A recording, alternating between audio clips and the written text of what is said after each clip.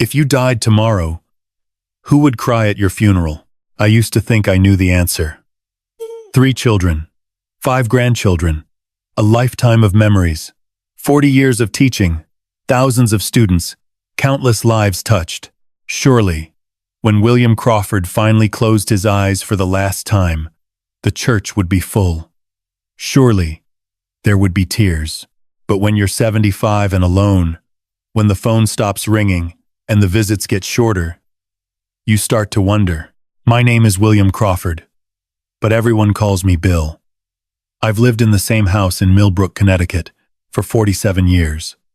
I raised 3 children within these walls. I buried my wife from this living room, and for the past 8 years, I've been slowly disappearing not from illness or age, but from the simple, devastating truth that no one was paying attention anymore.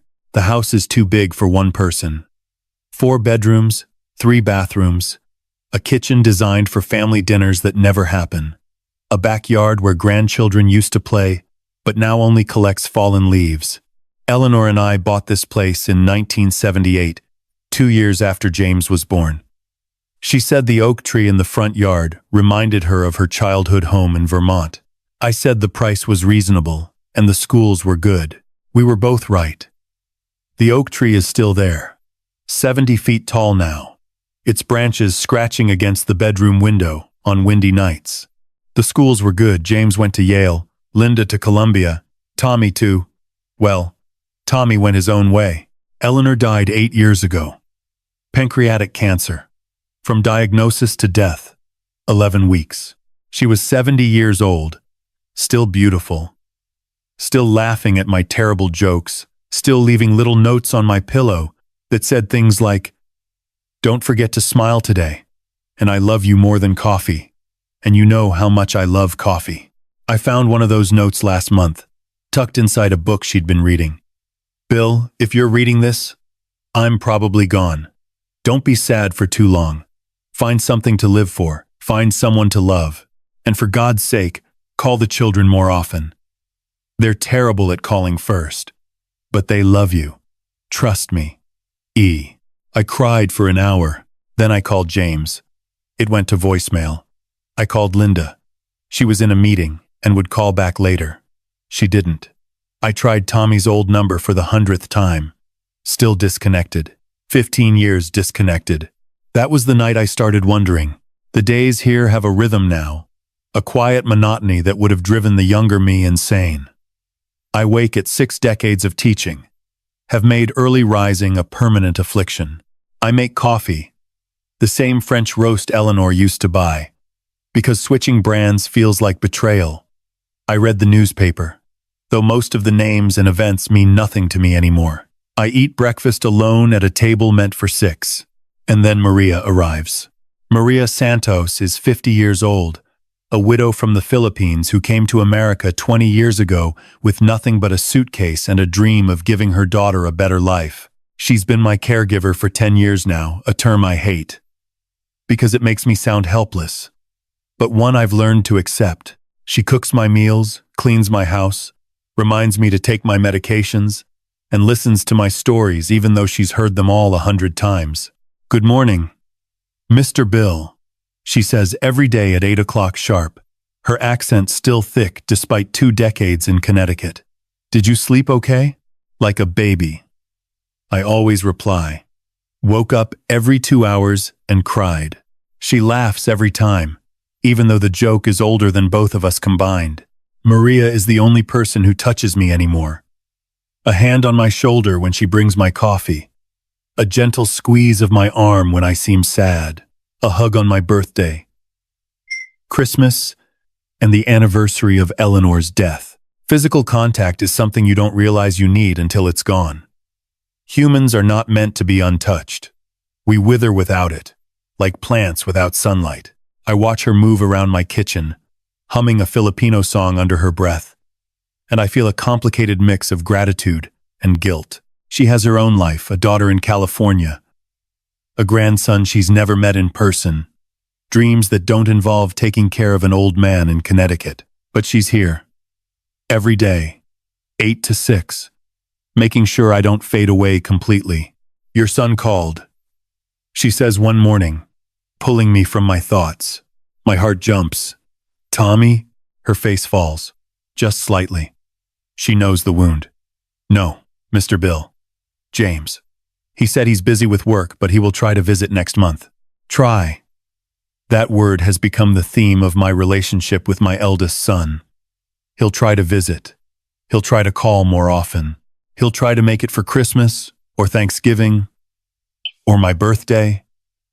The trying never seems to result in doing. What about Linda? She sent an email. She says, Paris is beautiful this time of year. Paris is always beautiful. That's why Linda moved there 5 years ago, to be surrounded by beauty, far away from the memories, far away from the guilt she carries like a stone in her pocket. She blames me for Eleanor's death, though she's never said it out loud. She thinks I should have noticed the symptoms earlier, pushed harder for tests, done something other than watch my wife slip away. Maybe she's right. I've asked myself the same questions 1,000 times. And Tommy? Maria doesn't answer. She doesn't need to. Tommy has been gone for 15 years. He might as well be dead. For all I know of his life now, the last words he said to me, the last words I said to him still echo in my mind like a curse. Asterisk. You're the biggest disappointment of my life. Asterisk. I said that to my own son, because he wanted to be a photographer instead of a lawyer, because he wanted to chase beauty instead of money, because he was so much like Eleanor, and losing her made me terrified of losing anything else. So I pushed him away, and he went. The idea came to me on a Tuesday. I was sitting in my armchair, the same chair I've sat in for 40 years, now molded perfectly to my body, the leather worn smooth by decades of use, watching the evening news. Another story about some celebrity I'd never heard of, another political scandal, another reminder that the world had moved on without me. My phone sat on the table beside me. Silent. No missed calls. No text messages. Nothing. Asterisk. If I died right now. Asterisk. I thought. Asterisk. How long would it take for anyone to notice? Asterisk. Maria would notice tomorrow morning at 8 o'clock. She would knock, then use her key, then find me here in this chair, cold and stiff, and finally at peace. She would cry, I'm certain of that. She would call 911, then call James, then try to reach Linda and Tommy. And then what? Would James fly home immediately? Or would he try to rearrange his schedule? Would Linda come back from Paris? Or would she send flowers and a card? Would Tommy even know? Would anyone tell him? Would he care? I realized, sitting there in the growing dark, that I didn't know, after 40 years of teaching, after raising 3 children, after building a life I thought mattered. I genuinely didn't know if anyone would mourn me, and the not knowing was worse than any answer could be. That's when the idea took hold. What if I could find out? What if I could see my own funeral? Hear what people said when they thought I couldn't hear? Watch who cried and who checked their watches and who couldn't wait to talk about the inheritance. It was crazy. It was manipulative. It was something Eleanor would have called one of your absolutely insane ideas, William Crawford. And I love you for thinking of them. But Eleanor wasn't here anymore. And I was so tired of wondering. So I picked up the phone and called the one person I trusted completely. Henry, I said, when my oldest friend answered. I need your help with something. And before I tell you what it is, I need you to promise not to have me committed. Dr. Henry Marsh laughed on the other end of the line. Bill, at our age, we're all one bad decision away from the nursing home anyway. What do you need? I took a deep breath. I need you to help me fake my own death. Henry Marsh has been my best friend for 53 years. We met in 1972. 2 young men fresh out of graduate school. Me with my teaching degree, him with his medical license. Both of us too naive to know how hard life would become and too optimistic to care. He was the best man at my wedding. I was the best man at his. He held my hand when Eleanor died. I held his when cancer took his wife Margaret, 2 years later. Now we're 2 old widowers who meet every Thursday for chess and whiskey, talking about the past because the present is too lonely and the future is too short. When I told him my plan, he didn't laugh. He didn't call me crazy. He just sat there in his leather armchair, swirling his scotch, staring at me with those sharp blue eyes that had seen 1,000 patients live and die. "You want to fake your own death," he said slowly, "to see who comes to your funeral. And you want me to help you. You're the only doctor I trust. You can sign the death certificate. You know people at the funeral home. You can make it look real." Henry took a long sip of his drink. "Bill, I've known you for over 50 years. I've seen you do some questionable things. Remember the time you tried to build a treehouse and fell through the roof? Or when you decided to learn French at 65 and spent 3 months pronouncing everything wrong? This is different, is it?" He leaned forward. "You want to lie to your children. You want to put them through the grief of losing their father, even if it's temporary. You want to spy on them at their most vulnerable moment.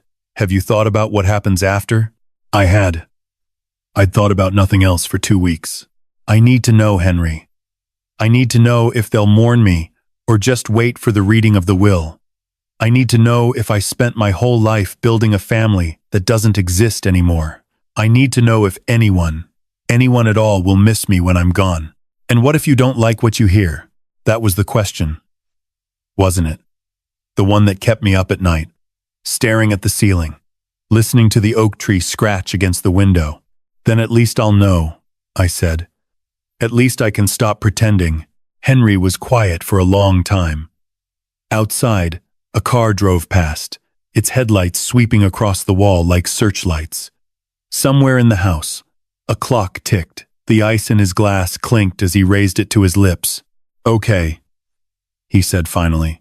"Okay, I'll help you. But we do this my way. Safe, controlled, and reversible. If at any point you want to stop, we stop. Agreed?" I nodded, my heart pounding with something I hadn't felt in years. Hope. We spent the next 3 weeks planning. Henry handled the medical side. He had connections at Hartford Hospital, favors owed, old colleagues who asked no questions. The death certificate would be real paperwork, filed but easily retracted once the experiment was over. "A clerical error," he called it. "Happens more often than you'd think." I handled the logistics. The funeral home was easy. Morrison and Sons had buried Eleanor, and old Mr. Morrison owed me a favor from when I'd tutored his grandson through high school English. He didn't ask why I wanted to arrange my own funeral in advance. Maybe he thought I was just being practical. Maybe he'd seen stranger things in 40 years of burying the dead. The casket was the tricky part. I needed to be inside it, really inside it, able to hear everything without anyone knowing I was alive. Henry suggested a modified design. Extra padding on the inside to reduce pressure, small ventilation holes disguised as decorative elements, and a hidden latch I could use to open the lid from within if anything went wrong. "You're not as young as you used to be," Henry reminded me. "Lying still for hours in an enclosed space puts stress on your heart, your lungs, your circulation. We need a backup plan." The backup plan was a small oxygen tank hidden beneath the casket's lining and a panic button connected to Henry's phone. If I pressed it, he would stop everything, announce a miracle, claim he'd detected a faint pulse. Whatever it took to get me out. "Let's hope we don't need it," I said. "Let's hope," he agreed. But I could see the worry in his eyes. The microphone was Maria's idea, though she didn't know it. One evening, while she was cleaning the living room, she mentioned that her daughter in California had sent her a small recording device. "For my English lessons," she explained, showing me the tiny black rectangle no bigger than a button. "I record myself speaking, then listen back to hear my mistakes. Does it work well?" "Very well. The sound is very clear, even from across the room." That night, after Maria left, I ordered 3 of them online. One would go inside the casket, near my head. One would be hidden in the flower arrangement on top. The third would be placed near the guest book, picking up conversations as people signed their names. I told myself it wasn't spying. I told myself I had a right to know what my own children thought of me. I told myself Eleanor would understand. But deep down, I knew the truth. I was betraying them before they could betray me. I was preparing for disappointment so it wouldn't hurt as much when it came. The hardest part was deciding what to tell Maria. She would have to know something. I couldn't just disappear for 3 days without explanation. But I couldn't tell her the whole truth either. Maria was honest to her core. The kind of person who couldn't keep a secret if her life depended on it. If she knew I was alive, she might give it away without meaning to. So I lied. The first real lie I'd told her in 10 years. "Maria," I said one morning over breakfast, "I need to tell you something." She looked up from the dishes, her dark eyes concerned. "What is it, Mr. Bill?" "I've been having some health problems. Nothing serious," I added quickly, seeing her face pale. "Just some tests. Doctor Marsh wants me to stay at the hospital for a few days for observation." "I didn't want to worry you." "Hospital? When?" "Next week. Monday through Thursday. I'll be fine, I promise. But I wanted you to know, so you wouldn't come to an empty house." She was quiet for a moment. Then she crossed the kitchen, took my hands in hers, and looked at me with an intensity that made my chest tight. "You tell me truth, Mr. Bill. Always truth. If something is wrong, I want to know." "I know, and I promise. When this is all over, I'll tell you everything." It wasn't a lie. Not technically, but it felt like one. The following Monday, I died. The day before my scheduled death, I walked through my house like a ghost. I touched the walls I'd painted, the floors I'd walked, the furniture Eleanor and I had picked out together in a dozen different stores. I stood in each of my children's old bedrooms, James's full of trophies and certificates, Linda's covered in faded posters of bands I'd never heard of, Tommy's empty. We'd cleared it out after he left, unable to bear the reminder. I found myself in front of Eleanor's china cabinet, the one her grandmother had brought over from Ireland. Inside were the dishes we'd used for every Thanksgiving, every Christmas, every birthday dinner. The last time they'd been touched was 3 years ago, when Lucas came to visit and asked why we never had family meals anymore. "Because there's no family left to feed," I'd told him. He'd looked at me with those young, earnest eyes so like his grandmother's and said, "That's not true, Grandpa. There's still us. There's always us." Lucas, my one grandchild who still remembered that family meant something. He called me every week, even when his father didn't. He visited when he could, which wasn't often. He was young, building a career, living the life he was supposed to live. But he remembered. Would he come to my funeral? Would he cry? I pulled out my phone and almost called him, almost told him the truth. No, this had to be real. As real as I could make it. Otherwise, I'd never know. I put the phone down and went to bed early. Tomorrow, William Crawford would die.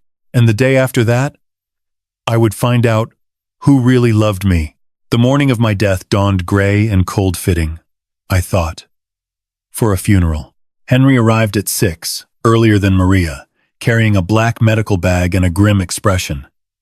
We didn't speak much as we prepared. There was nothing left to say. We'd been over the plan 100 times, checked every detail, prepared for every contingency. I dressed in my best suit, the charcoal gray one Eleanor had bought me for our 50th anniversary, and sat in my armchair one last time. "You're sure about this?" Henry asked. "No," I admitted, "but I'm doing it anyway." He nodded, understanding in his eyes. Henry had lost his wife too. He knew what loneliness could drive a man to do. At 7:45, I collapsed. Henry made the appropriate calls. The ambulance came, friends of his, in on the plan, and took me to the hospital. By 9 a.m., William Crawford was officially pronounced dead. Heart attack. Sudden. Painless. The way everyone hopes to go. Maria arrived at 8, as always. But this time, The house was empty. The note I'd left, supposedly from Henry, explained that I'd been taken to the hospital overnight and hadn't survived. I never saw her reaction. But Henry told me later that she'd collapsed on the kitchen floor, sobbing so hard she couldn't breathe. "She loved you, Bill," he said. "Really, loved you." I didn't know what to say to that. I still don't. By noon, the news had spread. James was notified by phone. He was in a meeting, his secretary said, but she would pass along the message. Linda received an email. Since calling Paris was complicated, Tommy. No one knew how to reach Tommy. We tried his last known address, but the letter came back undeliverable. The funeral was scheduled for Saturday. 3 days for people to arrange travel, make excuses, decide if William Crawford was worth the inconvenience of saying goodbye. For those 3 days, I stayed in Henry's guest room, watching the clock, waiting. Had I made a terrible mistake? Was I about to destroy whatever relationship I had left with my children? Or had that relationship already been destroyed, so slowly I hadn't noticed, leaving nothing but empty chairs and unanswered phones? In 72 hours, I would know. Saturday morning. The day of my funeral. I woke at 4, unable to sleep, my heart racing with a mixture of terror and anticipation. Outside Henry's window, the sky was still dark, the streetlights casting long yellow shadows across the lawn. Somewhere in the distance, a dog barked. The world was waking up, indifferent to the fact that William Crawford was supposed to be dead. Henry found me in his kitchen at 5, sitting at the table with a cup of coffee I hadn't touched. "Couldn't sleep?" he asked. "Would you?" He smiled grimly and poured himself a cup. "I've been to hundreds of funerals, Bill. Never been to one where the guest of honor was actually conscious for it. There's a first time for everything." We sat in silence for a while, 2 old men waiting for the sun to rise. I thought about Eleanor, about how she would have reacted to this insane plan. She probably would have laughed, called me ridiculous, then helped me pick out which microphone had the best sound quality. That was Eleanor, always willing to follow me into the absurd, as long as we went together. But I was going into this alone. "It's not too late to call it off," Henry said quietly. "We can say there was a mistake, a mix-up at the hospital. You were in a coma, not dead. People would be so relieved." "No." I shook my head. "I need to do this. I need to know." Henry studied me for a long moment, then nodded. "Okay, let's go over the plan one more time." The funeral was scheduled for 10 o'clock at Morrison and Sons Funeral Home, followed by a brief graveside service at Millbrook Cemetery, the same cemetery where Eleanor was buried. Henry had arranged everything. The flowers, the music, the obituary in the local paper. He'd even written a eulogy, though he hoped someone from my family would want to speak instead. "Don't count on it," I'd told him.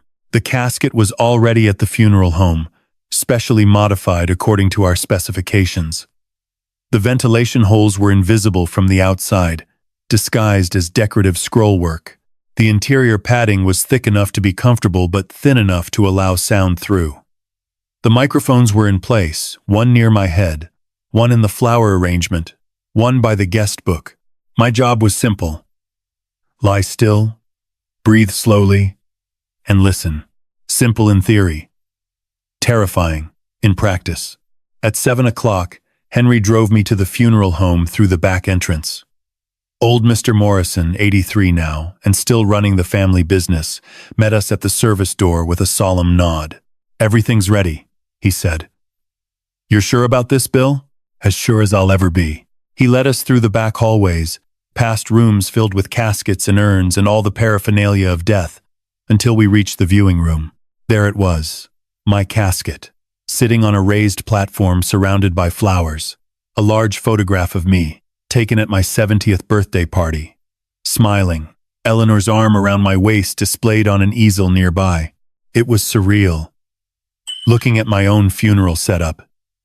Like watching a movie about someone else's life. "We need to get you inside before the staff arrives," Henry said, checking his watch. "The first viewing is at 9. That gives us less than 2 hours. I nodded. My mouth, suddenly dry. Mr. Morrison opened the casket. The interior was white satin, soft and clean, with a small pillow at the head end. It looked almost peaceful, like a very expensive, very permanent bed. "The oxygen tank is here," Morrison said, pointing to a hidden compartment near my feet. "The panic button is in your right hand. The microphone is here, by your left ear. Just press this switch to turn it on." I climbed in. It's difficult to describe what it feels like to lie in your own casket. The satin was cool against my back. The padding pressed against my shoulders, my hips, my legs. Above me, the lid loomed like a guillotine waiting to fall. "Comfortable?" Henry asked. "Good. That means you're still alive." He tried to smile, but I could see the fear in his eyes. "Remember, 3 hours maximum. After the graveside service, we'll get you out. If anything goes wrong before then, press the button." "I know. And Bill?" He paused, his hand on the casket lid. "Whatever you hear today, try to remember that grief makes people say things they don't mean, and absence makes people forget how to love. Your children aren't bad people. They're just too lost." "I know," I said again, though I wasn't sure I believed it. The lid closed. Darkness. Complete and absolute. For a moment, I panicked. My heart raced. My breath came in short gasps. My hands clawed at the satin lining. This was a mistake. This was insane. I was going to die in here, really die, and no one would know until... Then I remembered Eleanor. I remembered the night she died, how she'd held my hand and told me not to be afraid. "Death is just another room, Bill," she'd said. "A quiet room where we can finally rest. Don't be afraid of the dark. I'll be waiting for you on the other side." I wasn't on the other side yet, but I was closer than I'd ever been. I closed my eyes, useless in the darkness, but comforting somehow, and forced myself to breathe slowly. In, out, in, out. The oxygen tank hummed softly near my feet, pushing fresh air into the confined space. The padding settled around me like an embrace, and then I waited. The first sound I heard was footsteps. They were soft, hesitant, crossing the carpeted floor of the viewing room with the careful reverence people reserve for churches and funeral homes. A woman's heels, clicking, then stopping. I turned on the microphone. "Such a shame," a voice said. Unfamiliar. One of the funeral home staff, perhaps. He looked so peaceful in that photo. "Heart attack," I heard. Another voice replied. "Quick, at least. Better than lingering. At his age, it's almost a blessing. A blessing. Is that what my death was? A blessing?" The footsteps moved away, and I was alone again with the silence. More footsteps. More voices. The room began to fill. I heard snatches of conversation, neighbors commenting on the flower arrangements, old colleagues from the school district reminiscing about committee meetings, acquaintances struggling to remember specific details about my life. He was a teacher, right? For 40 years. English, I think. Or was it history? Such a nice man. Always waved when he drove past. Nice. That was the word they used. Not passionate, not brilliant, not beloved. Just nice. I lay there, listening to people describe a man who sounded like a pleasant stranger. Someone they'd passed on the street, nodded to at the grocery store, forgotten the moment they turned away. Is that all I was? A nice man who taught English and always waved? At 9:30, I heard a voice I recognized. "Where do I sign?" Lucas. My grandson. 25 years old. His whole life ahead of him. I heard the scratch of a pen on paper, then footsteps approaching the casket. He stopped right beside me. I could almost feel his presence through the wood. "Hey, Grandpa." His voice was thick, unsteady. My throat tightened. "I know you can't hear me, but I wanted to. I don't know. Say goodbye, I guess." He paused, and I heard him take a shaky breath. "You were the only one who believed in me. You know, When Dad said I was wasting my time with art school, you sent me a card with $100 and a note that said, "Waste away." I still have that card. I keep it in my wallet. I remembered. It had been a small thing, a gesture I'd almost forgotten. But Lucas remembered. "I'm sorry I didn't visit more. I kept meaning to, but life gets busy, you know? There's always next month, always next summer, always." His voice broke. "There's never enough time." Why is there never enough time? He was crying now. I could hear it, the wet, ragged sound of genuine grief. "I love you, Grandpa. I should have said it more. I should have called more. I should have." He trailed off, unable to continue. A hand touched the casket. I felt the slight vibration through the wood, and then the footsteps retreated. Lucas was the first person to cry at my funeral, and it broke something inside me. By 10 o'clock, the viewing room was full. 30 people, maybe 40. More than I expected, if I'm honest. Henry's voice came through the microphone, welcoming everyone, thanking them for coming. "William Crawford was a man of simple pleasures," he began. "He loved teaching. He loved his family. He loved sitting on his porch in the evening, watching the sunset with a glass of whiskey in his hand. He wasn't famous. He didn't change the world, but he changed the lives of everyone he touched, one student, one conversation, one kind word at a time." It was a good eulogy. Generic, perhaps, but heartfelt. No one from my family offered to speak. I heard Henry pause, waiting. The silence stretched. If anyone else would like to share a memory, nothing. Finally, a woman's voice rose from the back of the room. I didn't recognize it at first. Thin, accented, trembling with emotion. "Maria, I would like to say something," she said. "If it is okay." "Of course." Henry sounded surprised. "Please." I heard her footsteps approach the front of the room. Heard her clear her throat. Heard the nervous rustle of paper. She'd prepared something. "My name is Maria Santos. I take care of Mr. Bill for 10 years. Her voice was shaking, but she pressed on. "In Philippines, we have saying, ang hindi marunong lumingon sa pinanggalingan ay hindi makararating sa paroroonan. It means, he who does not look back to where he came from will never reach his destination." She paused, gathering herself. "Mr. Bill always looked back. He'd tell me stories about his wife Eleanor, about his children when they were small, about the students he teach over many years. He never forget where he come from. He carry it with him always, like a treasure." I could hear tears in her voice now, and I realized my own eyes were wet in the darkness. Some people think I am just helper, just someone who clean and cook. But Mr. Bill never treat me that way. He ask about my daughter. He help her with English homework over the phone, even though she is in California and he never meet her. He remember her birthday every year. He send her books. I had forgotten that.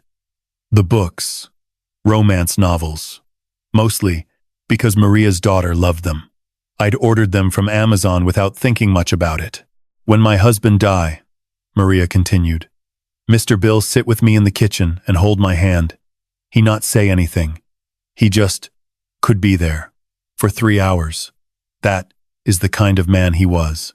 She was fully crying now, her words coming between sobs. "He was like father to me. The father I never had, and I will miss him every day for the rest of my life." The room was silent. I could hear other people crying now, soft sniffles, the rustle of tissues, and in the darkness of my casket, I wept too. For Maria, for Lucas, for all the love I'd had, right in front of me, invisible until now. But where were my children? Where were James and Linda? And where God? Where was Tommy? After Maria's speech, the room fell into a respectful silence. I lay in the darkness, my heart still aching from her words, waiting for what would come next. The service continued a hymn I'd chosen years ago when Eleanor and I had pre-planned our funerals, a reading from Ecclesiastes, more generic words from Henry about life and death and the mysteries in between. but my mind kept drifting to one question. Where was my family? Lucas was here. Maria was here. But James? Linda? Tommy? The viewing had started at 9. It was now past 10:30. The service would end soon, and then everyone would drive to the cemetery for the burial. If my children were coming, they should have been here by now. Maybe they weren't coming at all. The first visitor to approach my casket after the formal service was someone I didn't expect. Mr. Crawford. The voice was young, male, hesitant. I don't know if you remember me. I was in your English class in 1987. Kevin Holloway, the kid who couldn't spell necessary to save his life. I remembered. Kevin Holloway, skinny, red-haired, always sitting in the back row with his nose in a comic book instead of the assigned reading. I'd caught him cheating on a test once. Instead of failing him, I'd kept him after class and asked why. My dad hits me when I bring home bad grades, he'd said, not meeting my eyes. I'd passed him anyway. C-. Enough to keep his father satisfied. I never told you this, Kevin continued, his voice thick. But you saved my life that year. Not just with the grade, but you saw me. You actually saw me. After that test, you started checking in, asking how I was doing, inviting me to stay after school for extra help that we both knew I didn't need. He laughed softly. I figured out later what you were doing. You were giving me a safe place to be. Somewhere my dad couldn't reach me. I spent more time in your classroom that year than I did at home. I hadn't thought about Kevin Holloway in decades. But now, lying in the dark, I remembered those afternoons. The way he'd pretend to work on essays while I graded papers. The way he'd slowly relax. The tension draining from his shoulders. As the hours passed, and he didn't have to go home. I'm a teacher now, Kevin said. 4th grade. And every time I see a kid sitting alone in the back of the room, I think of you. I think about what you did for me, and I try to do the same. His hand touched the casket. Just briefly. Thank you, Mr. Crawford, for everything. Footsteps retreating. Another voice, taking his place. Bill. You old bastard. This one I recognized immediately. Frank DeLuca. We'd taught together for 20 years before he retired to Florida. I can't believe you went and died without telling me. I had to hear about it from Margaret's cousin, who heard it from her hairdresser, who saw it in the paper. What kind of friend are you? Despite everything, I almost smiled. I'm gonna miss you, Bill. You were the only one who laughed at my jokes. Even the bad ones. Especially the bad ones. He paused. Say hi to Eleanor for me. Will you? Tell her I'm still waiting for that lasagna recipe she promised me. More footsteps. More voices. Former students. Former colleagues. Neighbors I'd waved to for 40 years. Each one with a story. A memory. A small moment that had meant something to them. A woman named Patricia, who'd been in my very first class in 1973, now a grandmother herself, who said I'd inspired her to become a librarian. A man named David, who'd been a troubled teenager until I'd cast him in the school play, giving him a confidence he'd never had before. A couple, the Hendersons, from 3 houses down, who remembered how I'd shoveled their driveway every winter after Mr. Henderson's back surgery, never asking for anything in return. 40 years of small kindnesses, coming back to me in a flood. I had touched more lives than I knew. I had mattered more than I realized. But still the people I wanted most to hear from remained silent. At 11 o'clock, the viewing room began to empty. People were making their way to cars, preparing for the drive to the cemetery. The noise level dropped. The footsteps grew fewer, and then I heard him. Sorry I'm late. Traffic from Hartford was a nightmare. James, my eldest son, 50 years old, CEO of a tech company I didn't fully understand. The pride of the Crawford family, or so I'd always told myself. His footsteps were quick, purposeful. The footsteps of a man who had somewhere else to be. He didn't approach the casket. Instead, I heard him stop near the back of the room, talking to someone. Henry, probably. How long until we leave for the cemetery? About 15 minutes, Henry replied. Would you like a moment alone with your father? A pause. I've got some calls to make. I'll pay my respects.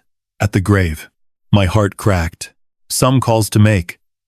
My son had driven 2 hours to attend my funeral, and he had calls to make. I heard him step outside, his voice fading as he walked away. Yes, I'm at the funeral now. No, it shouldn't take more than another hour. We can reschedule the board meeting for 3. The door closed. For a long moment, I couldn't breathe. The oxygen tank hummed near my feet, pushing air into the casket, but it felt like drowning anyway. This was my son. The baby I'd held in my arms at 3 in the morning, singing lullabies until he fell asleep. The boy I'd taught to ride a bicycle, running alongside him down Maple Street. My hand on his back until he found his balance. The young man I'd driven to Yale on a September morning. Both of us, pretending we weren't crying as we said goodbye. Where had that boy gone? When had he become this stranger who couldn't spare 15 minutes to stand beside his father's casket? 15 minutes later, the procession began. I felt the casket being lifted 4 men, funeral home staff, their movements practiced and smooth.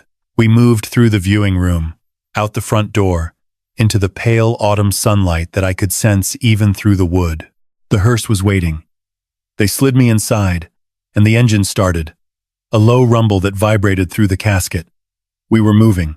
Through the microphone in the flower arrangement now sitting on top of my casket, I could hear fragments of conversation from the cars following behind. Nice service. Considering. Didn't expect so many people. Shame about the family, though. Shame about the family. That about summed it up. The drive to the cemetery took 12 minutes. I'd made this drive before, every Sunday for 8 years, bringing flowers to Eleanor's grave. I knew every turn, every bump in the road. I could picture the iron gates, the rows of headstones, the old oak tree where Eleanor was buried. Soon, I would be buried beside her, at least in theory. The hearse stopped. Doors opened and closed. I heard footsteps on gravel, then on grass. The casket was lifted again, carried across the uneven ground, and set down on the lowering device above the open grave. I was surrounded by people now.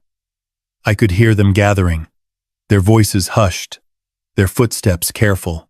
The wind was blowing, I felt it through the ventilation holes, cool and crisp, carrying the smell of fallen leaves and fresh earth. Henry's voice rose above the murmur.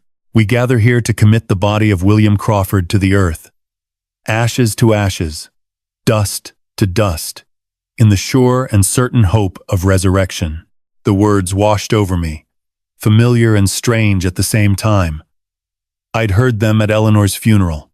I'd heard them at my parents' funerals, my grandparents' funerals, the funerals of friends and colleagues and students who died too young. Now they were being spoken for me, and I was alive to hear them. The graveside service was brief. Henry read a poem, "Do Not Stand at My Grave and Weep," Eleanor's favorite, and invited anyone who wished to place a flower on the casket. I heard the soft thud of roses landing on the wood above me. 1, 2, 5, a dozen, then footsteps approaching.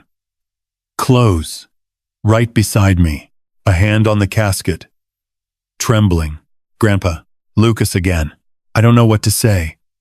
I feel like I should have something profound. But he laughed. A wet, broken sound. You always knew what to say. You always had the right words. I wish I'd inherited that. He was quiet for a moment. I'm going to take care of things, okay?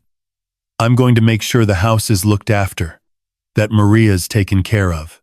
Dad's already talking about selling it, but I won't let him. I promise. That house has too many memories. It's where you and Grandma built your life.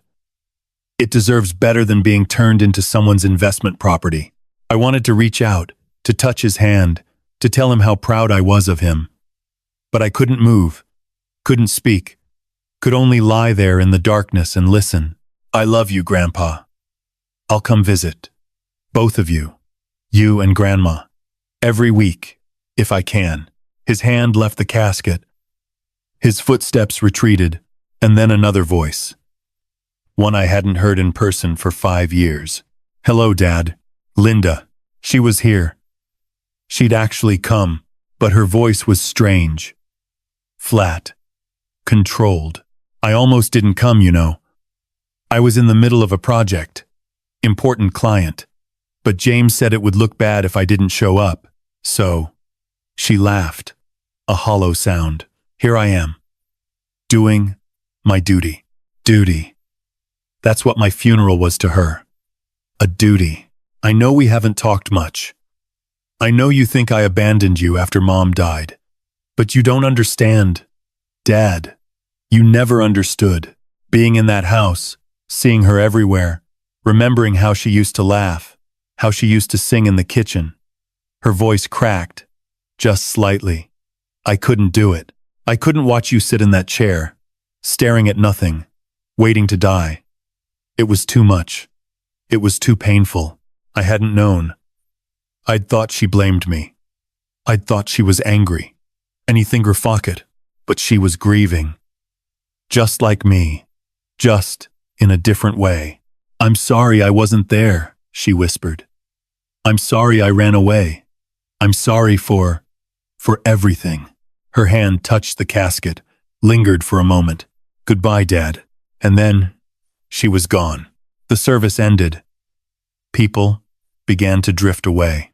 I heard cars starting, gravel crunching, voices calling goodbye. The crowd thinned. The sounds grew quieter.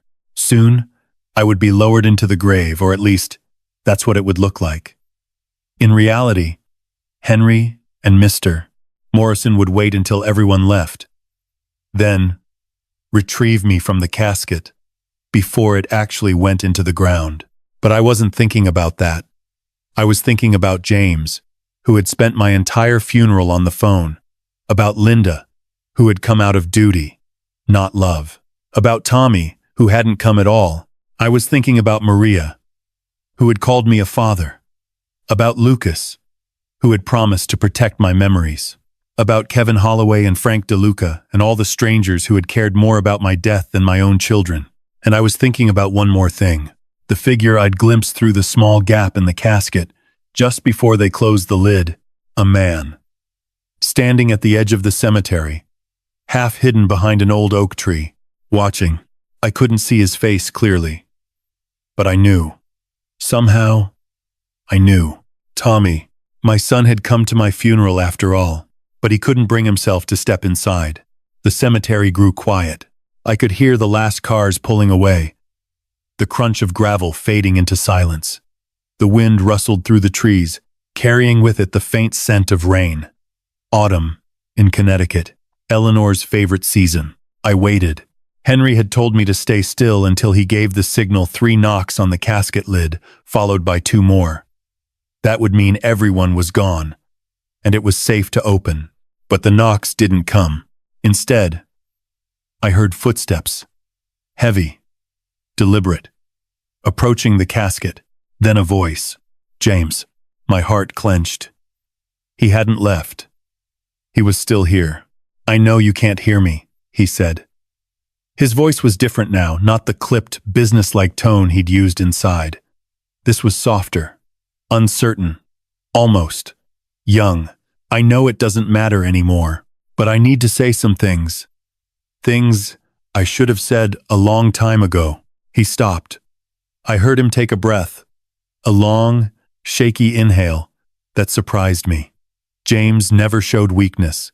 James was always in control. "I'm sorry I was late today. I'm sorry I was on the phone during the service. I'm sorry I've been absent for years, for longer than I can remember." Another pause. When he spoke again, his voice was rougher. "The truth is, I didn't know how to be around you anymore. Not after Mom died. You two were. You were this perfect unit. You know? Always finishing each other's sentences, always laughing at jokes no one else understood. And when she was gone, it was like half of you died with her." I lay frozen in the darkness, barely breathing. Every time I came to visit, you'd be sitting in that chair, staring at nothing. And I couldn't. I didn't know how to His voice broke. I didn't know how to help you, Dad. I didn't know how to fix it. And I'm a fixer. Right? That's what I do. I solve problems. I make things work. But I couldn't fix this. I couldn't bring her back. I couldn't make you happy again. So I just stopped trying. Silence. Then, quieter. I told myself you were fine. Maria was there. You had your routine. You didn't need me hovering around, reminding you of what you'd lost. I told myself I was being practical, giving you space. But the truth is, he stopped. The wind picked up, rattling the leaves in the oak tree above. The truth is, I was scared. Scared of watching you fade away. Scared of loving you too much and losing you the way I lost her. Scared of being the son who wasn't good enough, who couldn't make his father proud. Couldn't make me proud? James. Yale. Graduate. CEO. Success story. Of the Crawford family. Thought he couldn't make me proud? I know you were disappointed in me, he continued. I know you wanted me to be, I don't know, different, more present, more like Tommy was, before everything went wrong. Tommy was always your favorite, wasn't he? The artist. The dreamer. The one who reminded you of yourself. No, that wasn't true. But even as I thought it, doubt crept in. Had I shown it? Had I made James feel less loved because he was practical instead of creative? Had I compared him unfavorably to his younger brother without realizing it? It doesn't matter now, James said, his voice flattening back into control. It's too late to change anything. You're gone, and I have to live with whatever this is, this guilt, this regret, this feeling like I wasted the last 8 years we could have had together. His hand touched the casket. I felt the vibration through the wood. I'm going to take care of the house, the finances, all the practical stuff. It's what I'm good at, right? Being practical. He laughed bitterly. Linda and I will handle the estate. Make sure everything's in order. Make sure Maria's taken care of, like Lucas wants. A pause. I won't sell the house. Not yet. Lucas was right, it has too many memories. Maybe I'll bring the kids up sometime. Let them see where their grandfather lived, where their grandmother used to make Christmas cookies and their father used to catch fireflies in the backyard. His voice softened again. I used to catch fireflies, Dad. Do you remember? You'd give me a jar, and I'd run around the yard at dusk, trying to fill it with light. And then I'd bring it to you, so proud, and you'd say, he stopped. I heard him swallow. You'd say, James, you caught a whole constellation. Let's set them free and watch them scatter across the sky. I remembered. God, I remembered. James, 5 years old, chubby cheeks, eyes wide with wonder running through the twilight with his jar of fireflies. Eleanor on the porch, laughing, the smell of honeysuckle in the air, the world still fresh and full of possibility. When had that boy become this distant stranger? When had I stopped seeing him? I'm sorry, Dad. His voice was barely a whisper now. I'm sorry I wasn't the son you deserved. I'm sorry I let work become more important than family. I'm sorry I wasn't there when you needed me. His hand lifted from the casket. I love you. I know I never said it enough. I know I never showed it the way you needed me to. But I do. I always have. Even when I was too scared and too busy and too goddamn stubborn to admit it. Footsteps retreating. Goodbye, Dad. And then he was gone. I don't know how long I lay there after James left. Time had lost all meaning inside that casket. The darkness was absolute. The silence broken only by the hum of the oxygen tank and the distant whisper of wind through the trees. My son had just poured out his heart to my coffin. He'd confessed fears and regrets I never knew he carried. He'd apologized for wounds I didn't even know he'd inflicted, and he thought I couldn't hear him. What was I supposed to do with this? How was I supposed to feel? Angry? He'd abandoned me for 8 years, treated my funeral like an inconvenience, prioritized business calls over his own father's burial. Sad?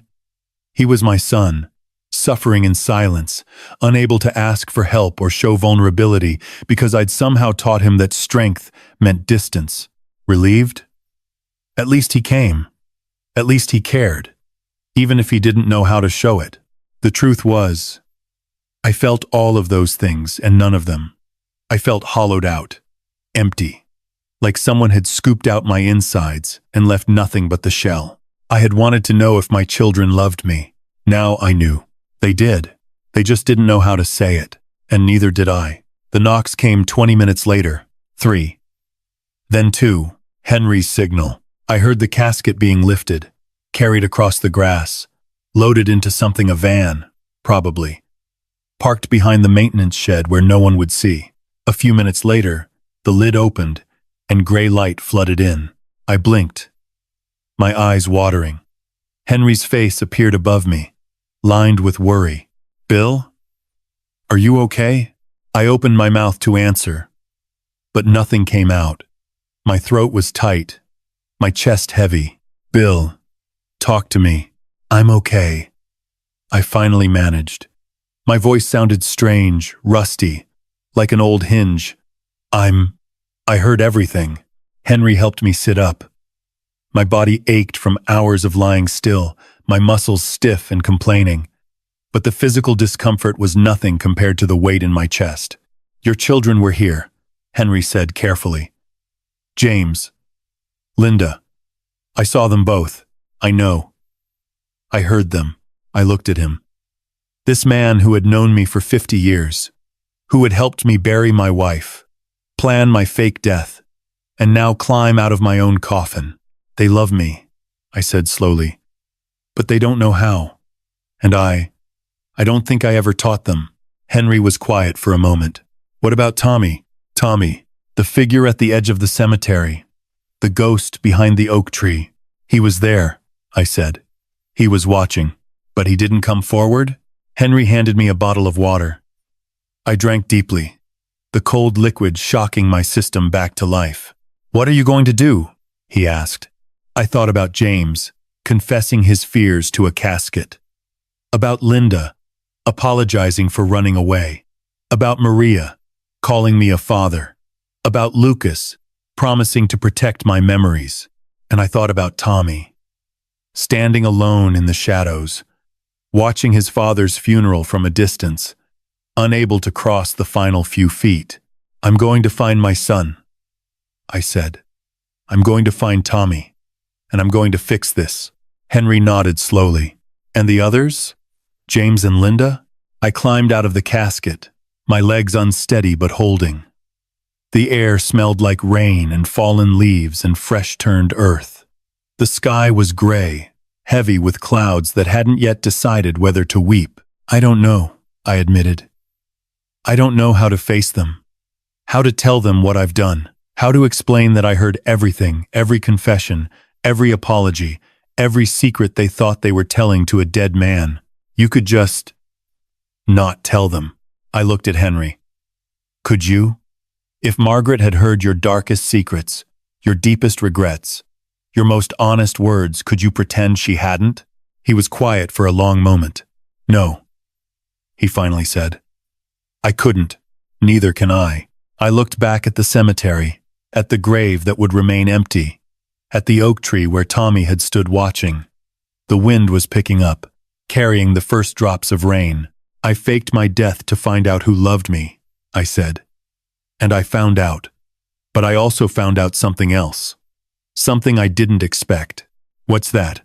I turned to face my oldest friend. This man, who had stood by me through everything. "I found out that love isn't about showing up at the end.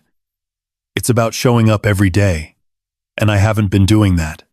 Not for years. I've been sitting in my chair, waiting for the phone to ring, feeling sorry for myself. I've been expecting my children to come to me, instead of going to them." I took a deep breath. It's time to stop waiting. It's time to start living again. Really living. Before it's actually too late. Henry smiled a small, sad, proud smile. "Eleanor would be proud of you, Bill. Eleanor would call me an idiot for lying in a casket for 3 hours. That too." He put a hand on my shoulder, but she'd still be proud. We walked to his car through the gathering rain. Behind us, the empty grave waited for a body that would never come. And somewhere out there, 15 years and a lifetime of regret away, my son was waiting too. It was time to bring him home. That night, I couldn't sleep. I was back at Henry's house, lying in his guest room, staring at the ceiling. The rain had started in earnest, drumming against the window in a steady rhythm that should have been soothing but wasn't. Every time I closed my eyes, I heard voices. Maria. Asterisk. He was like father to me. Asterisk. Lucas. Asterisk. I love you, Grandpa. Asterisk. James. Asterisk. I'm sorry I wasn't the son you deserved. Asterisk. And Linda. I'm sorry. I ran away. Linda, my daughter. My only daughter. The child who had looked most like Eleanor, who had inherited her mother's laugh and her quick temper and her stubborn refusal to admit when she was wrong. She had come to the funeral. She had spoken to my casket. She had apologized, but she hadn't cried. I kept replaying her words in my mind, searching for emotion beneath the controlled surface. She'd said she couldn't watch me fade away. She'd said being in the house was too painful. She'd said she was sorry for running, but her voice had been flat, distant, like she was reading from a script instead of speaking from the heart. What had happened to my Linda? The girl who used to climb into my lap during thunderstorms, burying her face in my chest because she was afraid of lightning. The teenager who had screamed, "I hate you," after I grounded her for sneaking out, then crept into my room at midnight to whisper, "I didn't mean it, Daddy." The young woman who had danced with me at her wedding, tears streaming down both our faces, whispering, "Thank you for everything." When had she become this stranger who sent flowers instead of coming home? Who moved to Paris to escape her grief? Who treated her father's funeral as an obligation rather than a goodbye? I needed to understand. I needed to hear her story, the full story, not the sanitized version she'd offered to a casket. The next morning, I made a decision. I need to call Linda. I told Henry over breakfast. He looked up from his coffee, eyebrows raised. Already? I thought you wanted to find Tommy first. I do. But Tommy can wait another day. Linda. I paused, trying to find the words. Linda sounded wrong yesterday. Controlled. Like she was holding something back. I need to know what. And you're going to call her? From the dead? I hadn't thought that far ahead. Technically, I was still deceased. The death certificate was still on file. The obituary was still in the paper. As far as the world knew, William Crawford had been buried yesterday in Millbrook Cemetery. I'll call from a blocked number, I said. I won't tell her I'm alive. I need to hear her voice. I need to understand. Henry sighed.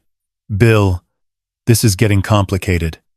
The longer you stay dead, the harder it will be to explain when you come back. Your children are grieving, or at least processing. If you pop up now, it'll be a shock. If you wait too long, it'll be a betrayal. I know. Do you? Because right now, you're not acting like a man with a plan. You're acting like a man who's stalling. He wasn't wrong. The truth was, I was afraid. Afraid of facing James after hearing his confession. Afraid of finding Tommy and discovering he truly did hate me. Afraid of telling Linda that I'd heard every word she'd said and hadn't said at my grave. I was afraid of being alive again, because being alive meant dealing with consequences. It meant having difficult conversations. It meant admitting that I had made mistakes, that I had failed my children in ways I was only beginning to understand. Being dead was easier, but being dead also meant losing the chance to fix things. And I wasn't ready to give up on that. Not yet. One more day, I said. Give me one more day to figure out what to do. Henry nodded slowly. One more day. But after that, Bill, you have to make a choice. You can't live in limbo forever. I spent the morning listening to the recordings. Henry had transferred the audio files from the funeral to his laptop. Hours of conversations, eulogies, whispered confessions. I put on headphones and listened to everything, starting from the beginning. Most of it was background noise. People arriving, signing the guest book, murmuring polite condolences. But scattered throughout were moments of genuine emotion. Kevin Holloway, telling me I'd saved his life. Frank DeLuca, joking about Eleanor's lasagna recipe. Maria, calling me a father. Lucas, promising to protect my memories. James, confessing his fears. And then, Linda. I found the recording from the graveside service the moment she'd approached my casket. I pressed play and closed my eyes. Hello, Dad. Her voice was just as I remembered. Controlled, careful. The voice of a woman who had learned to guard her emotions. Asterisk, I almost didn't come, you know. I was in the middle of a project. Important client. But James said it would look bad if I didn't show up, so here I am, doing my duty. Asterisk. I winced at the word again. Duty. Asterisk. I know we haven't talked much. I know you think I abandoned you after Mom died. But you don't understand, Dad. You never understood. Asterisk. And then her voice changed. Softer. More vulnerable. Asterisk. Being in that house. Seeing her everywhere. Remembering how she used to laugh. How she used to sing in the kitchen. I couldn't do it. I couldn't watch you sit in that chair, staring at nothing, waiting to die. It was too much. It was too painful.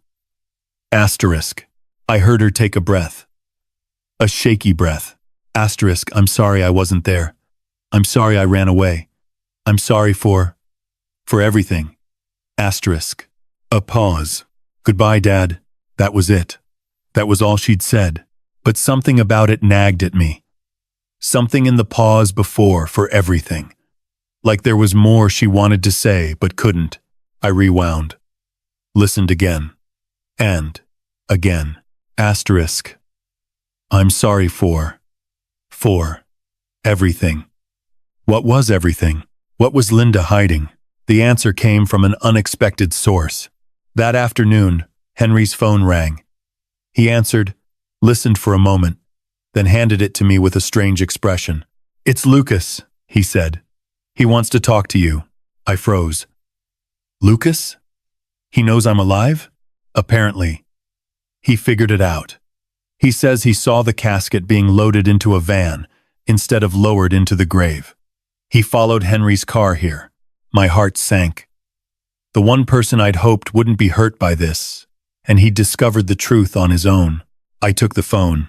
Lucas. Grandpa. His voice was flat. Hurt. You're alive. I can explain. You faked your death.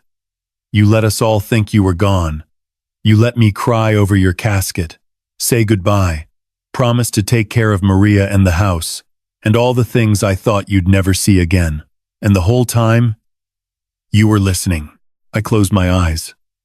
Yes. Such a simple question. Such a complicated answer. Because I needed to know, I said quietly.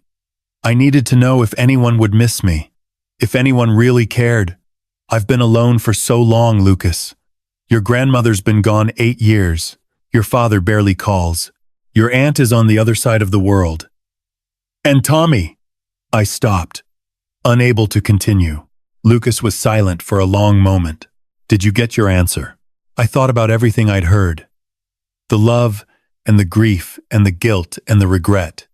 The strangers who remembered small kindnesses. The children who cared more than they knew how to show. People care, I said. More than I realized, but not in the ways I expected. And I failed them too, Lucas. I sat in that chair for 8 years, waiting for the world to come to me. I blamed my children for not visiting, but I never asked myself why they stayed away. And now I want to fix it. I want to come back. I want to have real conversations with your father and your aunt, instead of just waiting for them to call. I want to find Tommy. I want to live again. Really, live. For whatever time I have left. Lucas was quiet again. When he spoke, his voice was softer. I'm still angry at you, Grandpa. What you did was messed up. I know, but I understand why you did it. And he hesitated. I'm glad you're not dead. Despite everything, I smiled. So am I. What are you going to do now? Good question. I need to talk to your aunt, I said. There's something she's not telling me. Something she's been carrying for a long time. Do you know what it is? Lucas was silent for a moment too long. Lucas, I know, he said slowly. But it's not my secret to tell. What does that mean? It means you need to talk to Aunt Linda yourself. And when you do, be gentle, Grandpa. She's been hurting for a long time. Longer than you know. He hung up. I stared at the phone in my hand, more confused than ever. What was Linda hiding? What secret was so painful that even Lucas couldn't speak it? And why did I have the terrible feeling that it had something to do with Eleanor's death and with me? I called Linda that night. Not from a blocked number. Not as a ghost. As myself. William Crawford. Alive and well, and terrified. The phone rang 4 times. 5. I was about to hang up when she answered. Hello? Linda. It's Dad. Silence. Then, what? I'm alive, sweetheart. I'm sorry. I know this is a shock. I know I have a lot to explain. But I need to talk to you. I need to understand something. More silence. I could hear her breathing fast, shallow, like she was about to hyperventilate. Linda, you're dead. Her voice was a whisper. I was at your funeral. I said goodbye. You're dead. I'm not. It's complicated. I'll explain everything. But first, I need to ask you something. At the cemetery, you said you were sorry for everything. What did you mean? What is everything? She didn't answer. Linda, please. Whatever it is, I can handle it. Whatever you've been carrying. Whatever you think you did. You don't know. Her voice cracked. Finally. Emotion. You don't know what I did. Then tell me. Silence stretched between us. 5,000 miles of ocean. And 8 years of grief. And all the words we'd never said. Then so quietly I almost missed it. I was there, Dad. The day Mom died. I was at the house. I could have called the ambulance sooner. I could have. But I didn't. I froze. I watched her collapse and I froze. My blood went cold. What? I killed her, Dad. Linda was crying now. Great heaving sobs that broke my heart. Mom called me that morning. Said she didn't feel well. Asked me to come over. And I did. I was there when she collapsed. But I panicked. I couldn't remember the number for 911. I couldn't find my phone. I just stood there, screaming, while she couldn't continue. I sat there in Henry's guest room, the phone pressed to my ear, my world tilting on its axis. Linda had been there. Linda had seen Eleanor die. Linda had been carrying this guilt for 8 years, believing she was responsible for her mother's death, and I had never known. Linda, I said, my voice steady despite the earthquake inside me. Listen to me. You did not kill your mother, but pancreatic cancer killed your mother. The doctors said she had weeks, maybe days. Even if you had called the ambulance immediately, it wouldn't have changed anything. It was already too late. It had been too late for months. You don't know that. I do know that. The doctors told me. They said she was gone before she hit the floor. A massive internal hemorrhage. Nothing could have saved her. Nothing. Linda was sobbing openly now. Why didn't you tell me? I asked. Why didn't you say something? 8 years, Linda. You've been carrying this for 8 years. Because I couldn't face you. Because every time I looked at you, I saw her. And every time I saw her, I remembered standing there, useless, watching her die. I thought you would hate me. I thought if you knew the truth, you would never forgive me. Oh, Linda. I'm so sorry, Daddy. I'm so sorry, Daddy. She hadn't called me that since she was 12. There's nothing to forgive, I said. And you've been punishing yourself ever since for something that wasn't your fault. No. No buts. Eleanor loved you more than anything in this world. She would never want you to carry this guilt. She would want you to live, to be happy, to stop running and come home. Silence. Then, very quietly, I don't know how, neither do I admitted. But maybe we can figure it out together. Maybe it's time to stop hiding, both of us. She didn't answer. But I could hear her breathing, slowly steadying. I'm coming back, I said. I'm coming back to life officially. And when I do, I want you there. Not out of duty. Not because James says it would look bad if you didn't show up. Because you're my daughter. And I love you. And I've missed you more than you know. A long pause. I love you too, Dad. Her voice was small but real. I'll think about it. That's all I ask. We talked for another hour after that. About Eleanor. About grief. About all the years we'd lost. It wasn't easy. It wasn't perfect. But it was a start. By the time I hung up, the rain had stopped. Through the window, I could see stars emerging from behind the clouds. Faint at first, then brighter, like hope returning after a long darkness. 2 down, 1 to go. Tomorrow, I would find Tommy. Finding Tommy was easier than I expected. The morning after my call with Linda, I sat down with Henry at his kitchen table and told him what I needed. I saw him at the cemetery.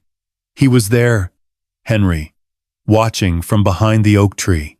He came to my funeral, but couldn't bring himself to walk in. Henry nodded slowly. I saw him too, just for a moment, at the end. I wasn't sure if it was really him. It's been 15 years. After all, people change. It was him. I'd recognize my own son anywhere. So, what do you want to do? Find him. Talk to him. Fix what I broke. Henry was quiet for a moment. Then, he reached into his pocket and pulled out a folded piece of paper. I was going to tell you this morning, he said. After Lucas called yesterday, I did some digging. I still have contacts in the medical community, doctors, nurses, people who owe me favors. One of them remembered treating a Thomas Crawford about 3 years ago. Minor car accident, nothing serious. But the address on his insurance forms, he handed me the paper. I unfolded it with trembling hands. Asterisk. Thomas. W. Crawford. Asterisk. Asterisk. 147. Maple Ridge Road. Asterisk. Asterisk. Brattleboro, Vermont. 05301. Asterisk. Vermont. He was in Vermont. Less than 3 hours away. All these years, I thought he could have been anywhere, California, Europe, the other side of the world. But he'd been in Vermont, close enough to drive home in an afternoon, close enough to watch me from a distance, close enough to stand outside my funeral and not come in. There's more, Henry said. I did some searching online. Thomas Crawford Photography. He has a website. He's been working as a freelance photographer for the past decade. Landscapes, mostly. Nature shots. He's actually quite good. He turned his laptop toward me. I stared at the screen. Tommy's website was simple, elegant. A gallery of photographs that took my breath away. Mountain ranges at sunrise. Forests in autumn, blazing with color. A lone deer, standing in a misty meadow. An old barn, weathered and beautiful, silhouetted against a stormy sky. And there, in the About section, a photograph of my son. He was older, now 42. A man instead of the angry 27-year-old who had stormed out of my house 15 years ago. His hair was longer, flecked with gray at the temples. He had a beard now, neatly trimmed, but his eyes were the same. Eleanor's eyes, green and deep and full of something that looked like sadness. "He's beautiful," I whispered. "He's talented," Henry agreed.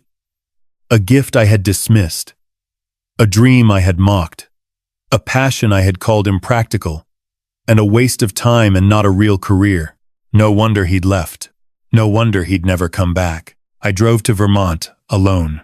Henry offered to come with me, but I refused. This was something I had to do myself. Whatever happened between Tommy and me, whatever was said, whatever wounds were reopened, it needed to be just the two of us. The drive took 3 hours and 17 minutes. I know because I watched the clock the entire way, my hands gripping the steering wheel so tightly my knuckles turned white. What was I going to say to him? "I'm sorry I called you a disappointment. I'm sorry I tried to force you into law school. I'm sorry I chose my pride over my son." All of those things were true, but they felt inadequate.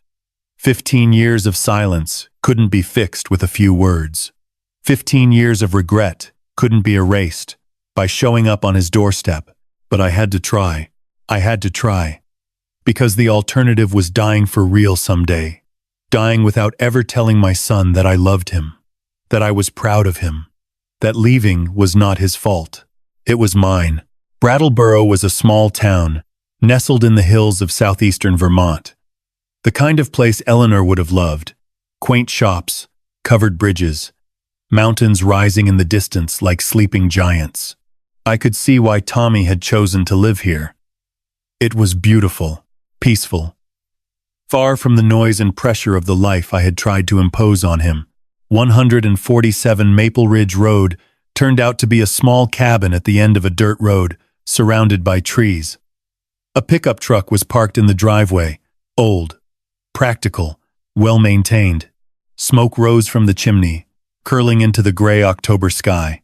He was home. I parked at the edge of the road and sat there for a long time, staring at the cabin. My heart was pounding. My palms were sweating.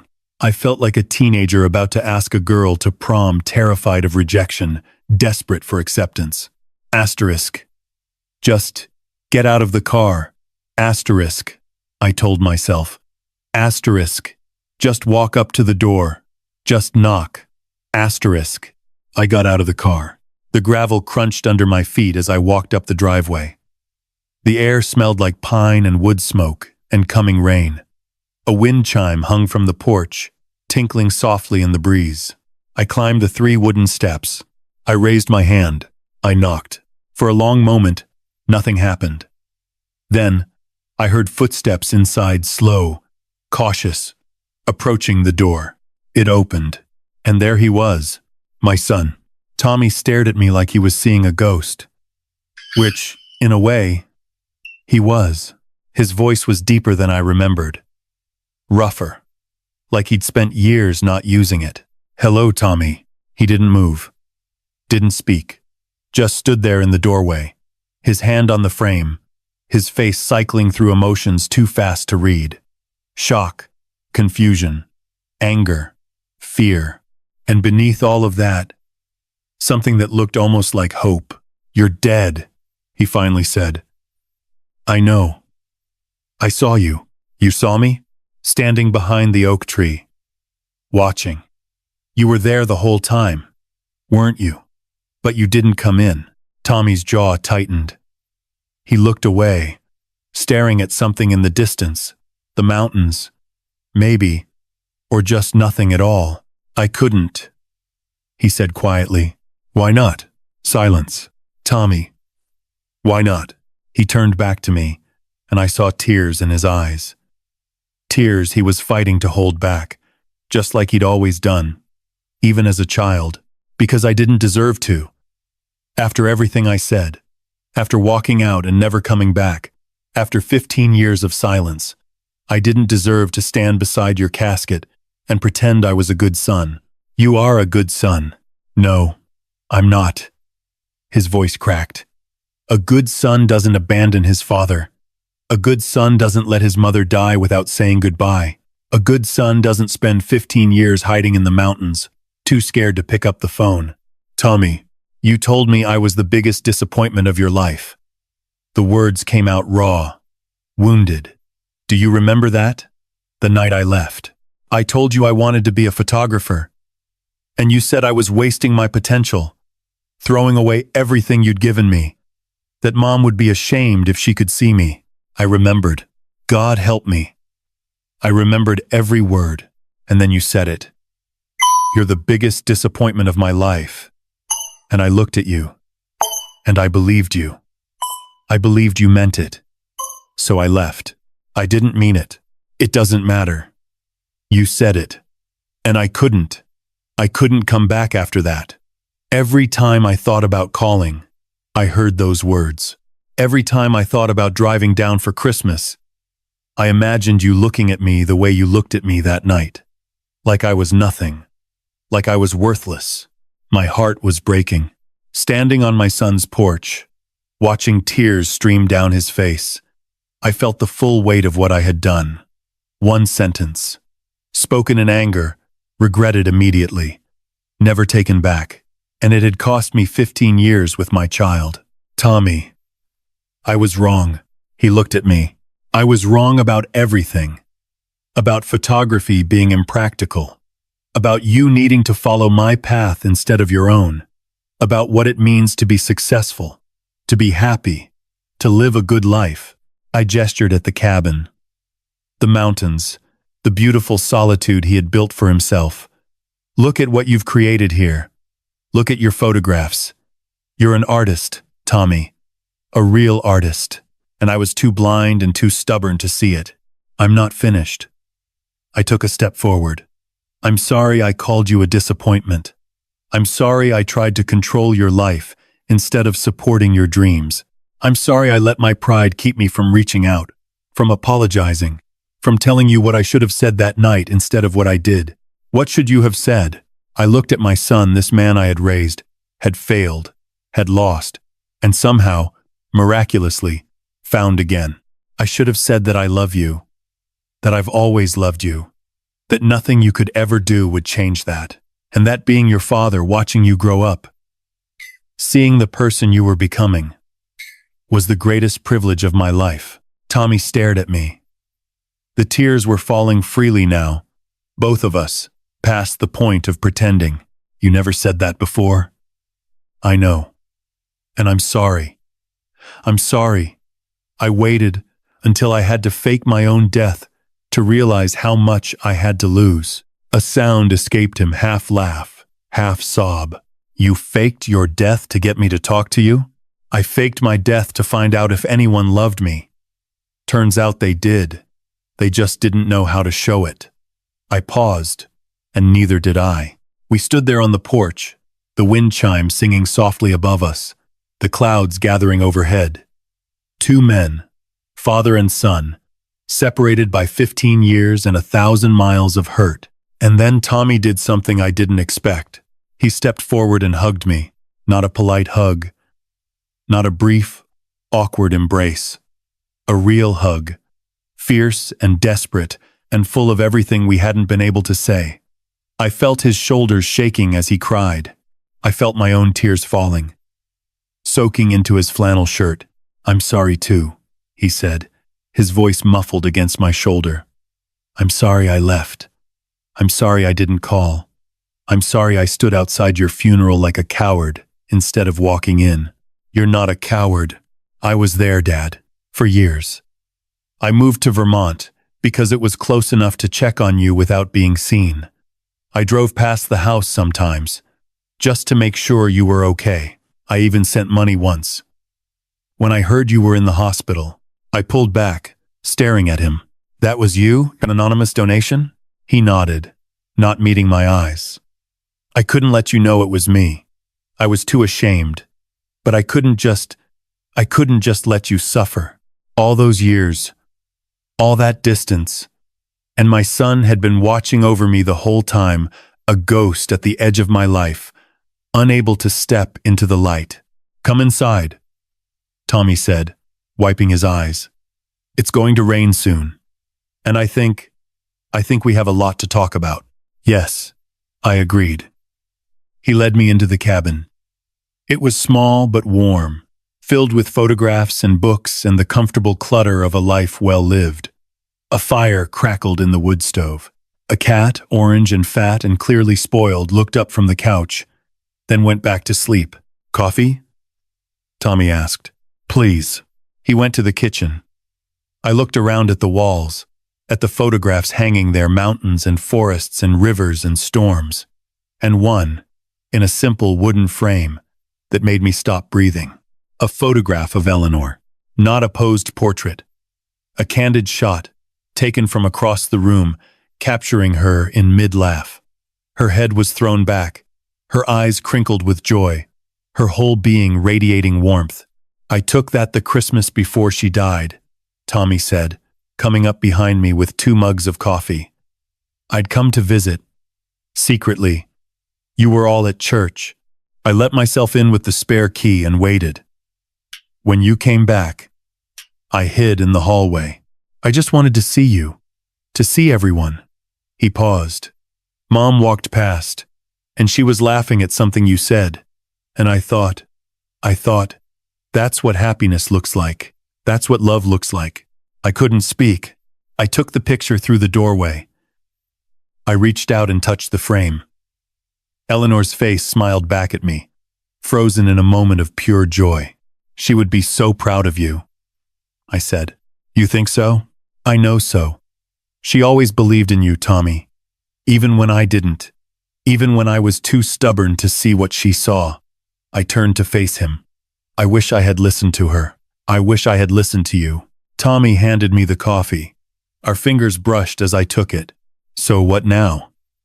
he asked. "What now? Indeed. Now we start over," I said.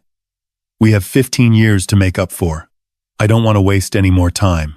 Tommy looked at me, this son I had hurt and lost and found again. And slowly, carefully, "Neither do I."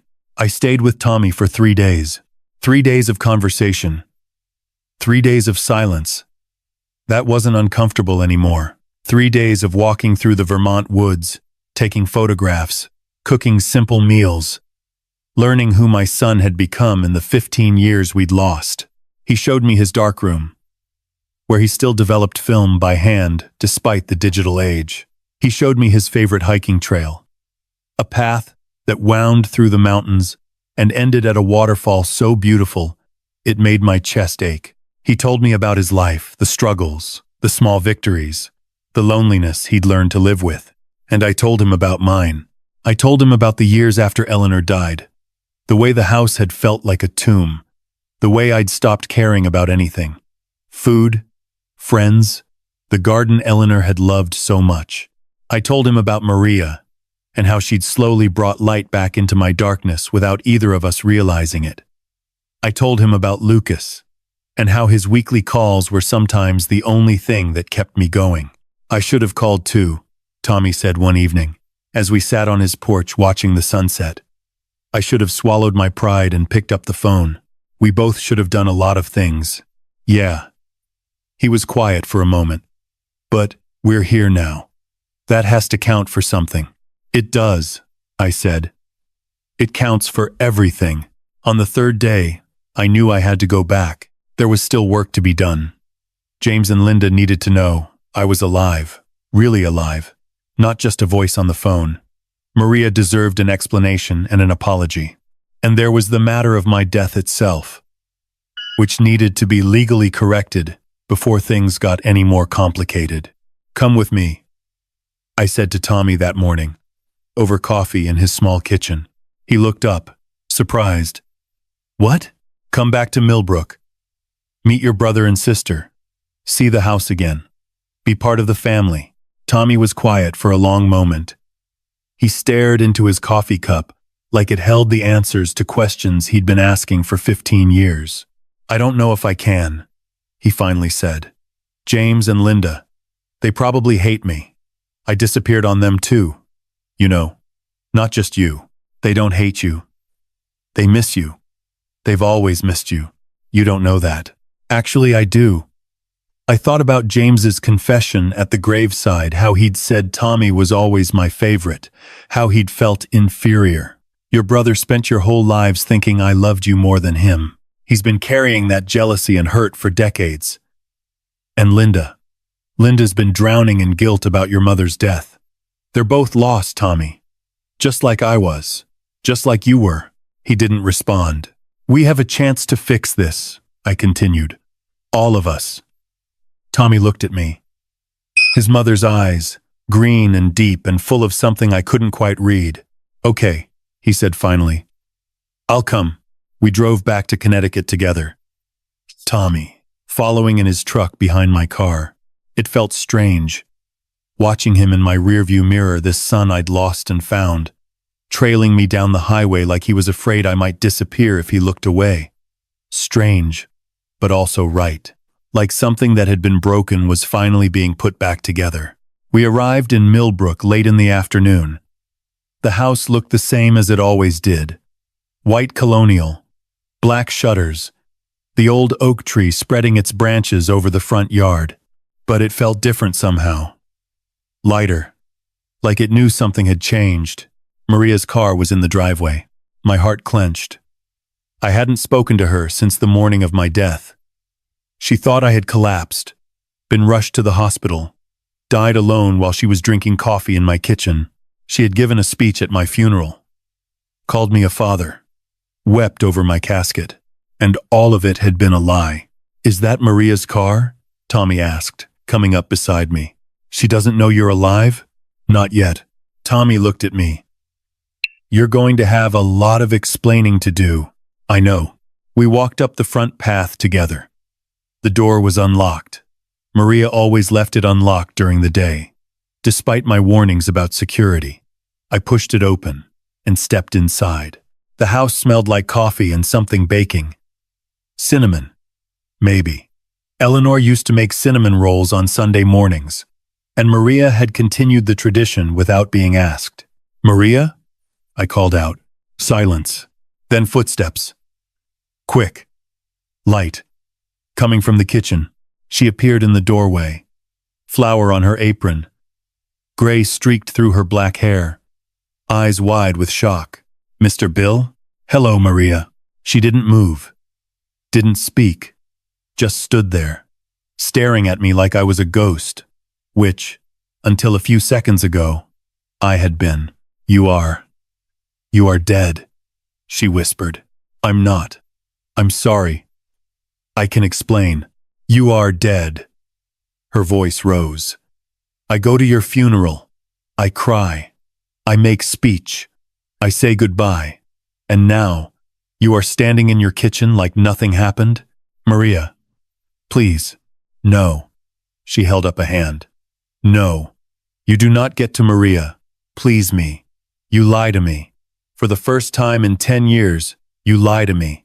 You make me think you are gone. You make me grieve. You make me..."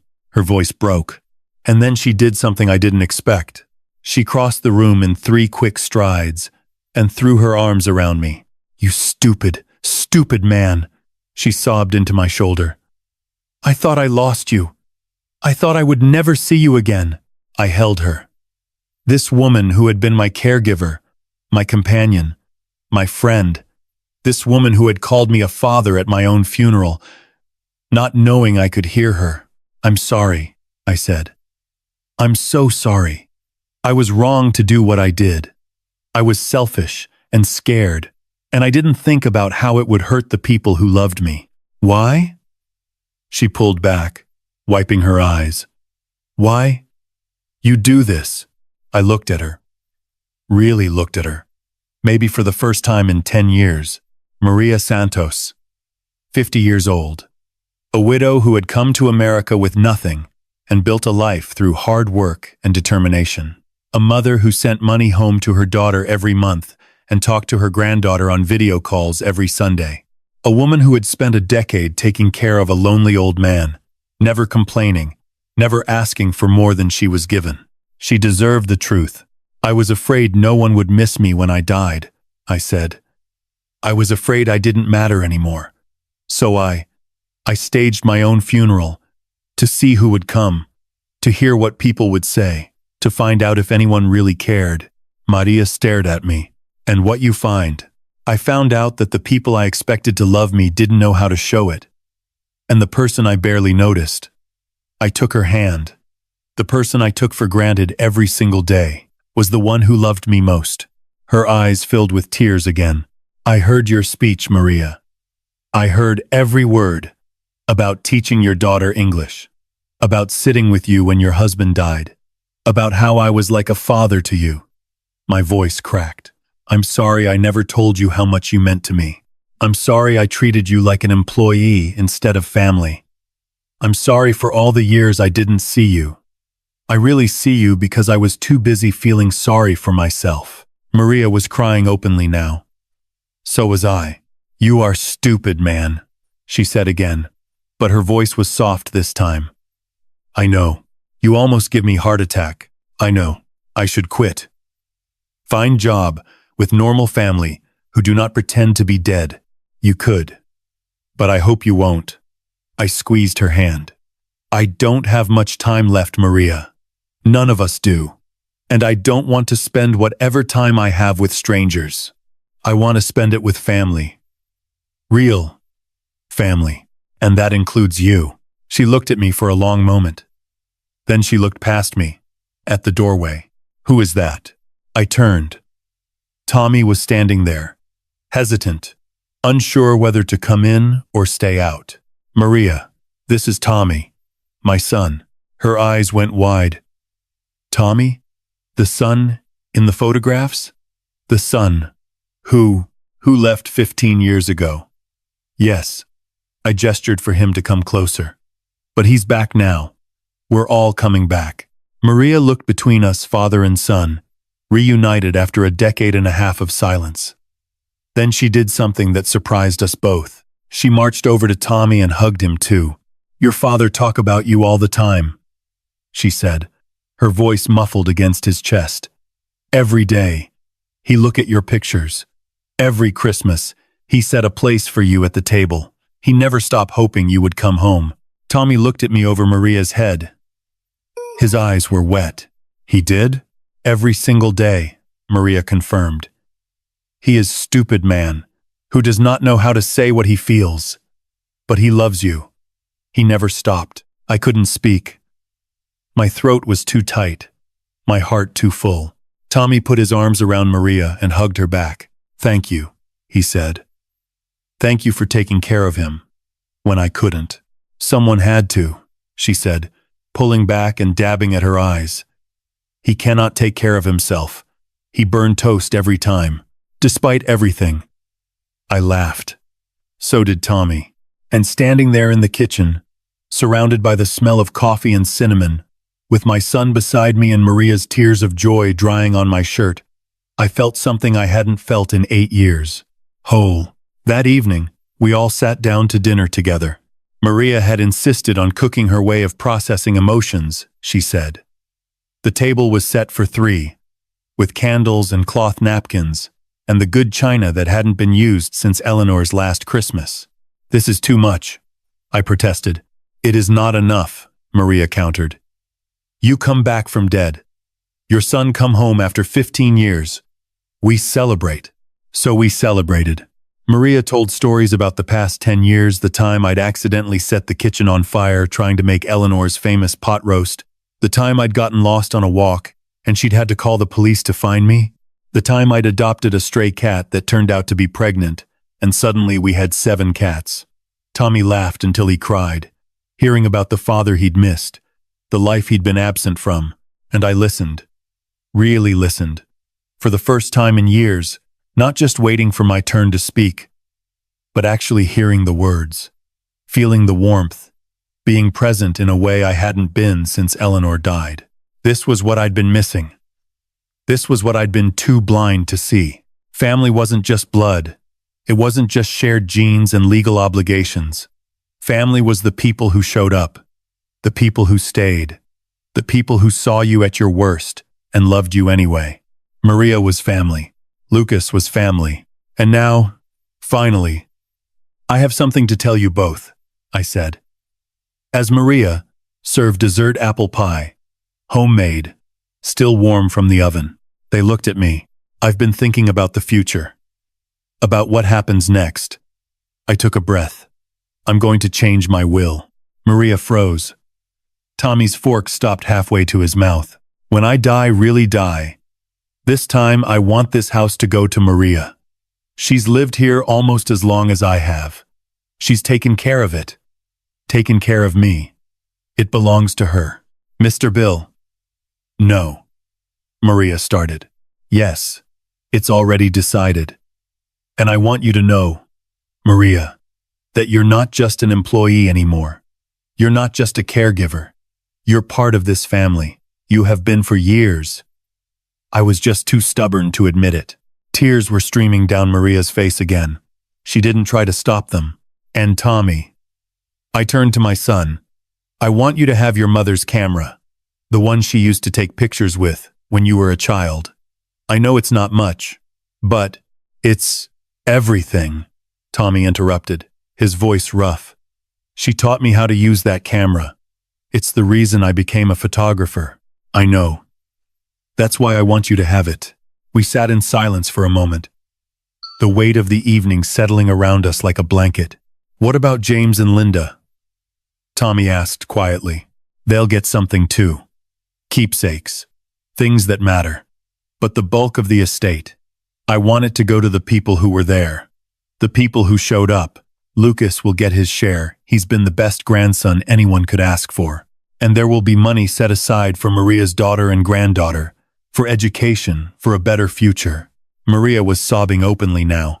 This is too much, she managed. I cannot accept. You can. And you will. I reached across the table and took her hand. Eleanor would have wanted this. She loved you, Maria. She told me once, near the end, that she was glad you would be here to take care of me. That she knew I would be safe with you. She said that? She said that. And she was right. You kept me alive, Maria. Not just physically, but in every way that matters. You gave me a reason to get up in the morning. You gave me someone to talk to laugh with, to share meals with. You gave me 10 more years of life when I was ready to give up. I squeezed her hand. So yes, the house is yours, and this family is yours, for as long as you want it. Maria couldn't speak. She just nodded, tears flowing, holding my hand like she would never let go. Tommy reached across and put his hand on top of ours. To family, he said. To family. I agreed. And outside, the first stars of evening were appearing in the October sky. Faint at first, then brighter, like promises kept after a long, dark night. The next morning, I woke up in my own bed for the first time in over a week. The sunlight streamed through the curtains, the same curtains Eleanor had picked out 20 years ago. Faded now, but still beautiful. The ceiling was familiar. Every crack and water stain a map of memories. The mattress knew the shape of my body. The pillow smelled like home. I lay there for a long moment, just breathing. I was alive. Really alive. Not hiding in Henry's guest room. Not lying in a casket listening to strangers eulogize me. Not driving through the mountains searching for a lost son.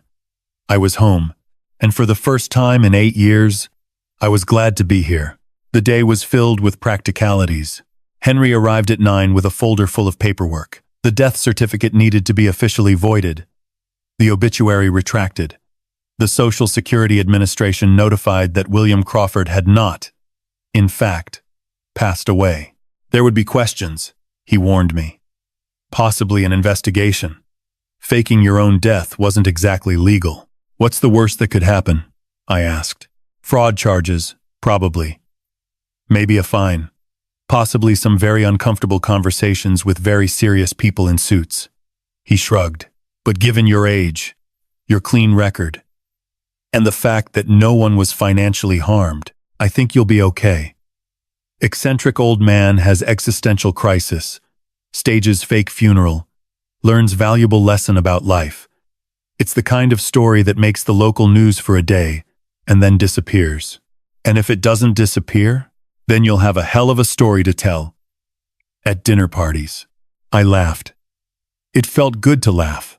Tommy spent the morning on the phone with his clients, rescheduling photo shoots and explaining that he would be away for a while. Family emergency, he told them. but the good kind, if there is such a thing. Maria bustled around the kitchen, making enough food to feed an army.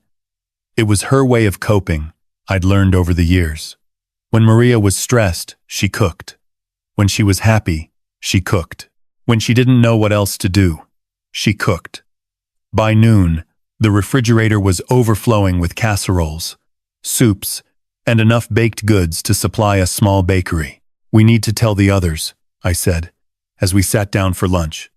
"James and Linda. They need to know I'm alive in person, not just over the phone." "James is flying in tonight," Tommy said.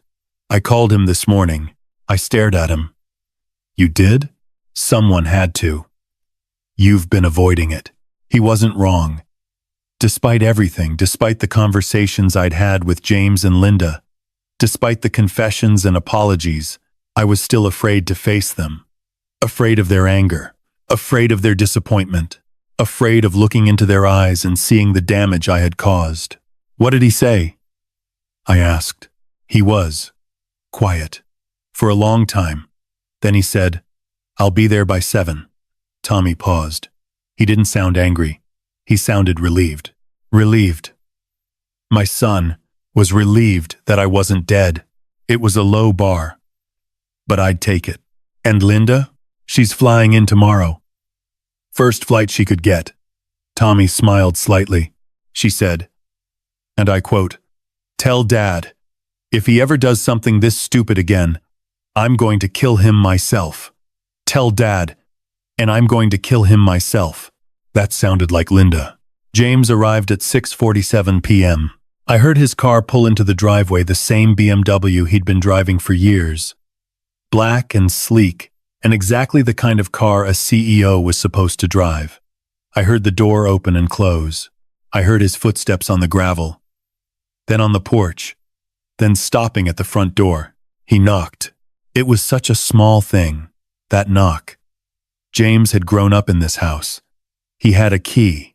He could have walked right in, the way he always used to. But instead, he knocked, like he wasn't sure if he was welcome anymore. I opened the door. He looked older than I remembered, tired. There were lines around his eyes that hadn't been there before, gray at his temples that I hadn't noticed at the funeral. He was wearing a suit, but the tie was loosened, the jacket wrinkled, like he'd been wearing it for too long. "James." We stood there for a moment, father and son, neither of us sure what to say. Then James stepped forward and hugged me. It was brief. James had never been comfortable with physical affection, but it was real. I felt his arms tighten around me, felt his breath catch, felt the tension in his body slowly release. "You're really alive," he said, pulling back. "I'm really alive. I can't believe you did this." His voice was thick. "I can't believe you actually. God, Dad. A fake funeral? Microphones in the casket? What were you thinking?" I wasn't thinking. That was the problem. James laughed, a short, sharp sound that was half humor and half disbelief. "No kidding." I stepped aside and let him in. The house was warm, filled with the smell of Maria's cooking and the soft glow of lamps against the darkening windows. Tommy was waiting in the living room, standing awkwardly by the fireplace like he wasn't sure if he belonged. James saw him and stopped. "Tommy?" "Hey, James." They stared at each other.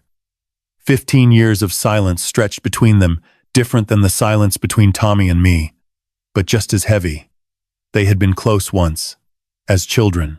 Then life had pulled them in different directions, and they'd never found their way back. "You're here," James said finally. "I'm here. You look..." James trailed off, searching for the right word. "You look good. Healthy. Thanks." "You look tired." James laughed again, more genuine this time. "I am tired. I've been tired for about 15 years. Tommy crossed the room. For a moment, I thought they might shake hands, that formal, distant gesture that men use when they don't know how else to connect. But instead, Tommy pulled his brother into a hug. James stiffened. Then, slowly, he hugged back. "I'm sorry I left," Tommy said, his voice muffled. I'm sorry I didn't stay in touch.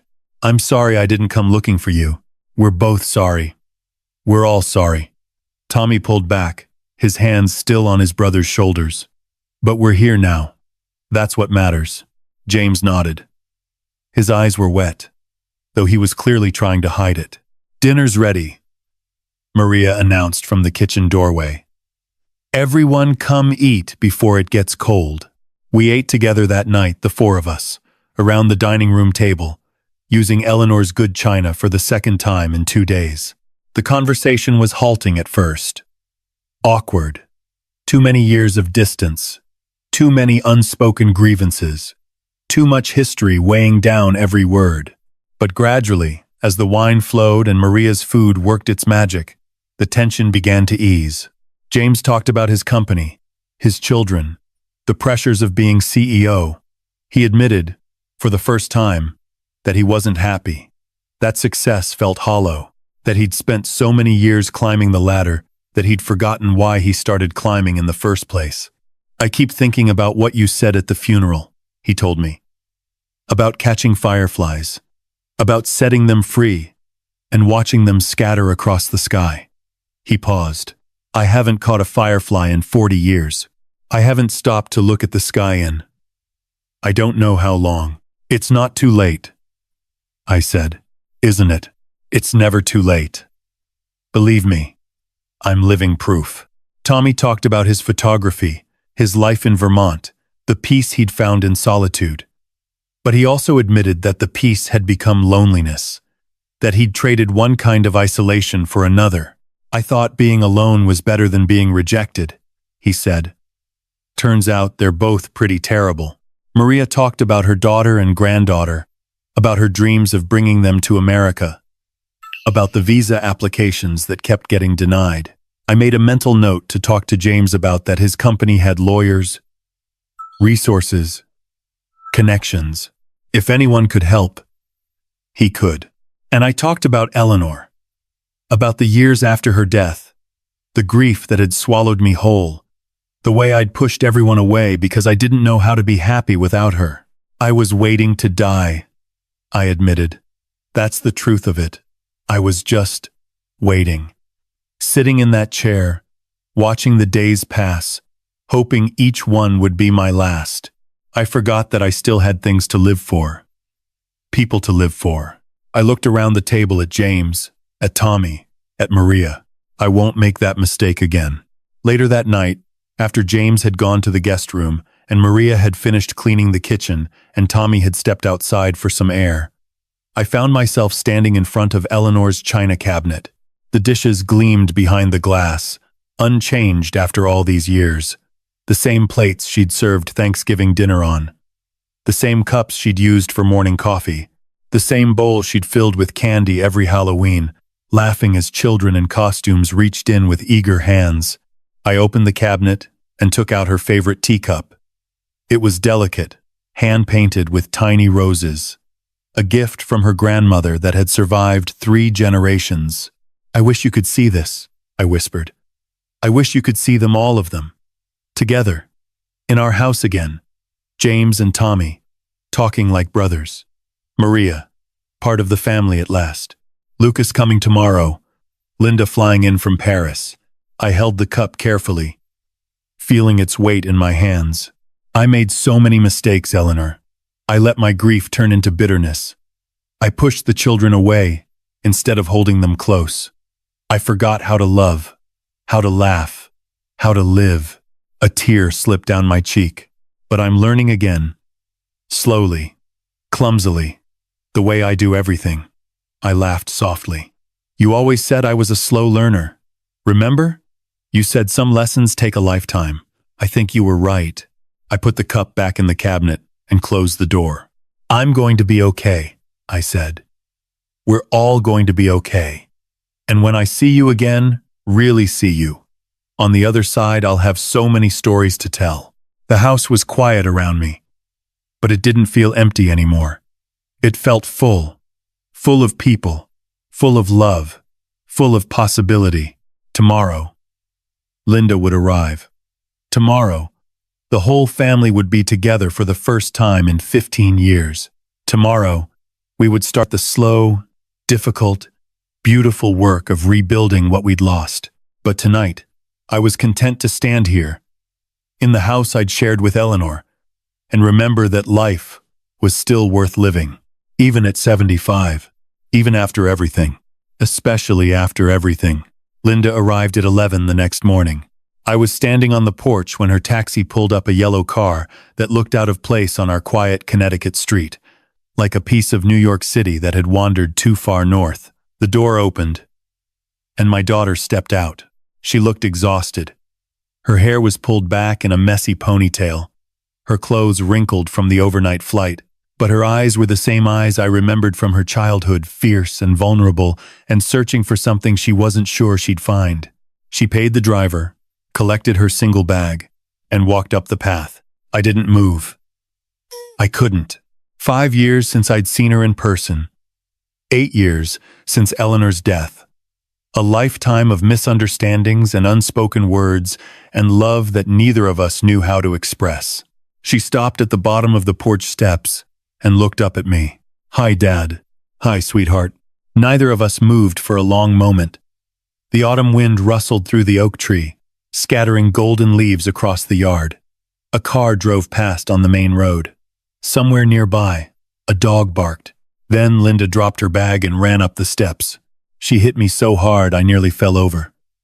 Her arms wrapped around me, squeezing tight, and she buried her face in my chest like she used to do when she was a little girl afraid of thunderstorms. "You're really here," she said, her voice muffled. "You're really alive. I'm really here. I hate you for what you did. I know. I love you so much. I know that too."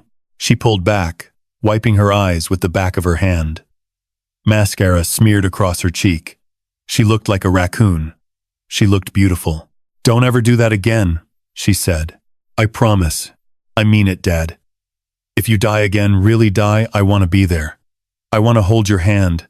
I want to tell you I love you before you go.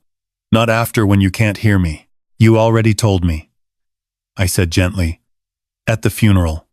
I heard every word." Her face crumpled. "You heard? About Mom? About me being there when she—" "I heard." I took her hands in mine, and I meant what I said on the phone.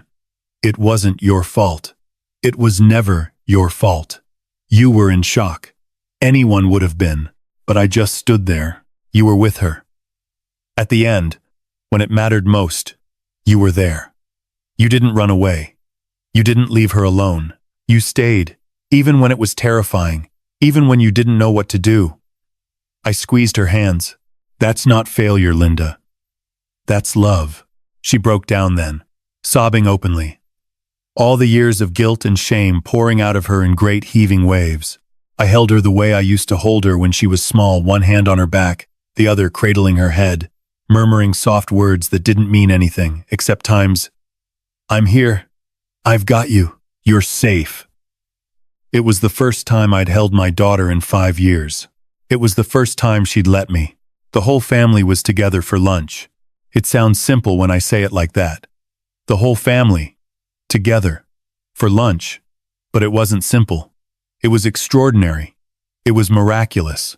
It was the thing I'd given up hoping for years ago. James sat at the head of the table. The seat I used to occupy. The seat Eleanor had insisted was mine, even when I protested. I'd offered it to him that morning, a small gesture that meant more than I could explain. He'd hesitated, then accepted. Linda sat beside him, her eyes still red from crying but her shoulders straighter than they'd been in years.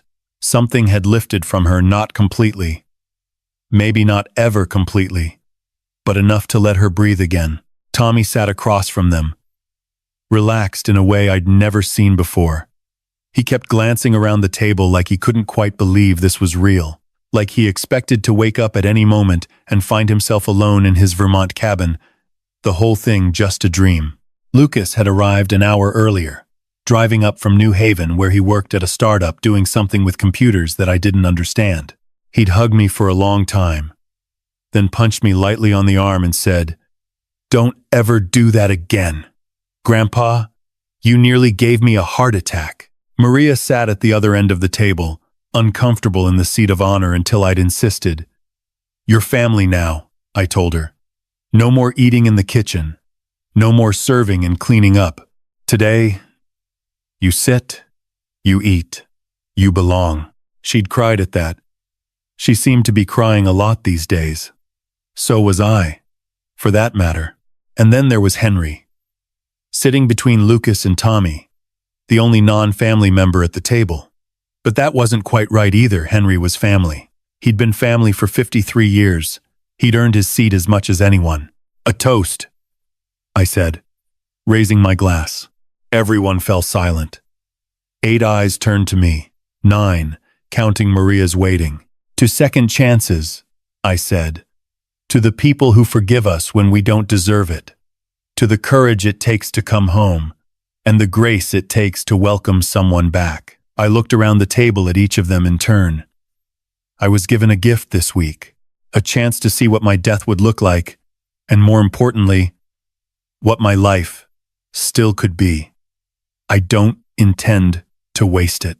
"To second chances," everyone echoed. We drank. And then, for the first time in 15 years, the Crawford family had a meal together. After lunch, I asked everyone to stay for a moment.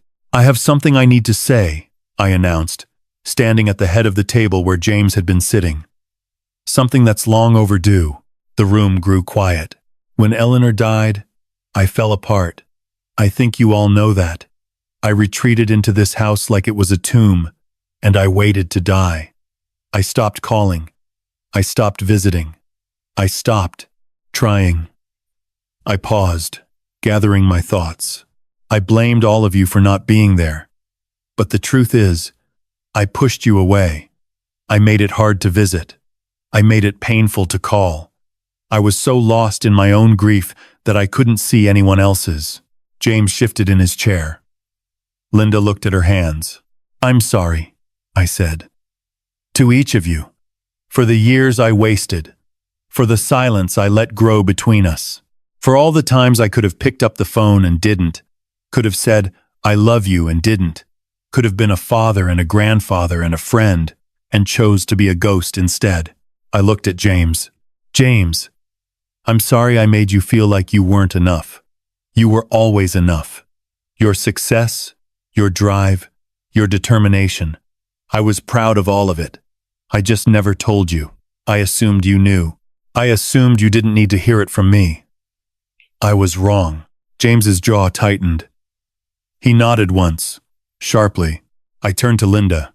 "Linda, I'm sorry I let you carry that guilt alone. I should have asked why you left. I should have noticed that something was wrong.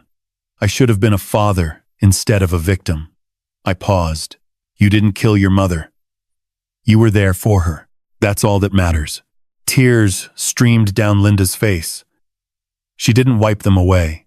I turned to Tommy. "Tommy, I'm sorry for the words I said 15 years ago. They were cruel and untrue, and I've regretted them every day since. You're not a disappointment. You never were. You're an artist. Just like your mother. And I should have been proud of that instead of afraid of it." Tommy looked at me with those green eyes, Eleanor's eyes, and smiled through his own tears. Finally, I turned to Lucas. "Lucas, I'm sorry I leaned on you too heavily. You were just a kid, and I made you my lifeline. That wasn't fair. You should have been having adventures, making mistakes, living your life, not worrying about whether your grandfather would be okay." I smiled at him. "But thank you. For every call, every visit, every moment you took out of your young life to spend with an old man. It meant more than you'll ever know." Lucas grinned. "You're not that old, Grandpa. I'm 75. Like I said, not that old." Everyone laughed. The tension in the room broke like a fever. "One more thing," I said. I reached into my pocket and pulled out a piece of paper. A photograph. Actually, printed that morning from Tommy's phone. Eleanor's face smiled up at me. The photograph Tommy had taken, the Christmas before she died. Her head thrown back in laughter, her whole being radiating joy. "Your mother loved this family more than anything in the world," I said. She held us together. She made us laugh. She reminded us what mattered. When she died, we all lost our way. We scattered, like fireflies released from a jar. I set the photograph on the table, in the center, where everyone could see. But I think it's time we found our way back. Not to the way things were, we can't go back, but to something new, something better. I looked around at my family. I don't know how much time I have left. Could be 10 years. Could be 10 months. Could be 10 days. But however long it is, I want to spend it with you. All of you. Not waiting for phone calls that don't come, but making the calls myself. Not sitting in my chair feeling sorry for myself, but getting up and living. I took a breath. So here's what I'm proposing. Dinner. Every Sunday. Right here. At this table. With whoever can make it. No excuses. No, I'm too busy. No, maybe next week. Just family. The way it used to be. The way it should be. Silence. Then Maria spoke. I will cook, she said firmly. Every Sunday. Big dinner. For everyone. I'll be there. Lucas said immediately. Every week. Me too, Tommy added. I'll drive down from Vermont. It's only 3 hours. James hesitated. I could see him calculating meetings, travel schedules, the endless demands of being CEO. Then he sighed. I'll be there, he said. I might be late sometimes. I might have to take calls, but I'll be there. Everyone turned to Linda. She was quiet for a long moment. Paris was far. Her life was there, her work, her apartment, the distance she'd carefully maintained for 5 years. I can't come every Sunday, she said slowly. But once a month. I can fly in once a month. Maybe more, if I rearrange some things. Once a month is perfect, I said. Linda smiled. It was small and tentative, but it was real. Okay then, I said. Sunday dinners. Starting this week. But Dad, James pointed out, today is already Sunday. I looked at Maria. She was already calculating in her head how many dishes she could make, how much food she'd need, whether there was enough wine in the cellar. Then I guess we're having dinner tonight, she said. And we did. That evening, after the sun had set and the dishes had been cleared and the adults gathered in the living room with coffee and dessert wine, I found myself standing in front of Eleanor's chair. It was the chair she'd always sat in a wingback near the fireplace, upholstered in a floral pattern she'd picked out herself 30 years ago. Since her death, no one had sat in it. It had become a kind of shrine, untouched and untouchable. But tonight, without thinking, I sat down. The cushion was soft, molded by years of use to the shape of someone smaller than me. The fabric smelled faintly of her perfume. Or maybe that was my imagination, memories filling in what time had taken away. I looked up. Tommy was standing in the doorway, watching me. You're sitting in Mom's chair. I know. He crossed the room and sat on the arm of the chair next to mine. The chair that had been empty for so long. The chair that now seemed less like an absence and more like a presence. How does it feel? He asked. I thought about it. Right, I said finally. It feels right. Like she's still here, somehow. Like she never really left. Tommy nodded slowly. I used to think about that chair all the time, he admitted. After I left, I'd picture it sitting empty, gathering dust, waiting for someone to fill it. And I'd think, that's what I did to the family. I left an empty chair. We all left empty chairs, I said. Every one of us. In our own way. The question isn't who left, it's who came back. And we all came back. Eventually. Tommy smiled. Eventually.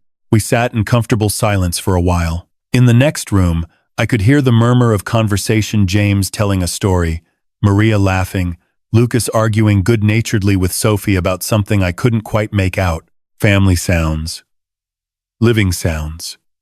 The sounds of a house that wasn't empty anymore. I've been thinking, Tommy said eventually. About what you did. The fake funeral. The microphones. All of it. And I think I finally understand why you did it. He looked at me. You weren't trying to manipulate us. You weren't trying to punish us for staying away. You were just lost. You were in the dark, sending out a signal, hoping someone would answer. Did I get an answer? Tommy gestured toward the living room, toward the noise and warmth and life spilling out of it. What do you think? I looked at my family, James and Catherine, on the couch, their children asleep upstairs. Linda in Eleanor's old reading chair, looking more relaxed than I'd seen her in years. Lucas and Sophie on the floor, sharing a bowl of leftover dessert. Maria in the kitchen doorway, surveying her kingdom with quiet satisfaction. Henry dozing in the corner, a half-empty wine glass balanced precariously on his knee. And Tommy, beside me, finally home. I think, I said slowly, that I spent 8 years asking the wrong question. What do you mean? I kept asking, who would cry at my funeral? I kept wondering if anyone would miss me when I was gone. I shook my head, but that was the wrong question. The right question isn't who would miss you when you die. It's who you're going to live for while you're still here. Tommy considered this. And who are you living for now? I looked around the room one more time. At the faces I loved, the people who had forgiven me, the family I had almost lost and somehow found again. Everyone, I said. I'm living for everyone. That night, after everyone had gone home or gone to bed, I stood one last time in front of Eleanor's china cabinet. Her photograph was there now, the one Tommy had taken, the one of her laughing. I'd had it framed and placed it in the center of the top shelf, surrounded by the dishes she'd loved, the teacup her grandmother had given her, the small treasures of a life well lived. I did it, Eleanor, I said softly. I brought them back. The photograph smiled at me, frozen in that moment of joy. I know it took me a while. I know I made mistakes. I know there were years I wasted, sitting in that chair, waiting to die. I paused, but I'm not waiting anymore. I'm living, really living. The way you always wanted me to. I touched the glass, my fingers leaving faint prints. I miss you every day. I'll miss you until the day I die.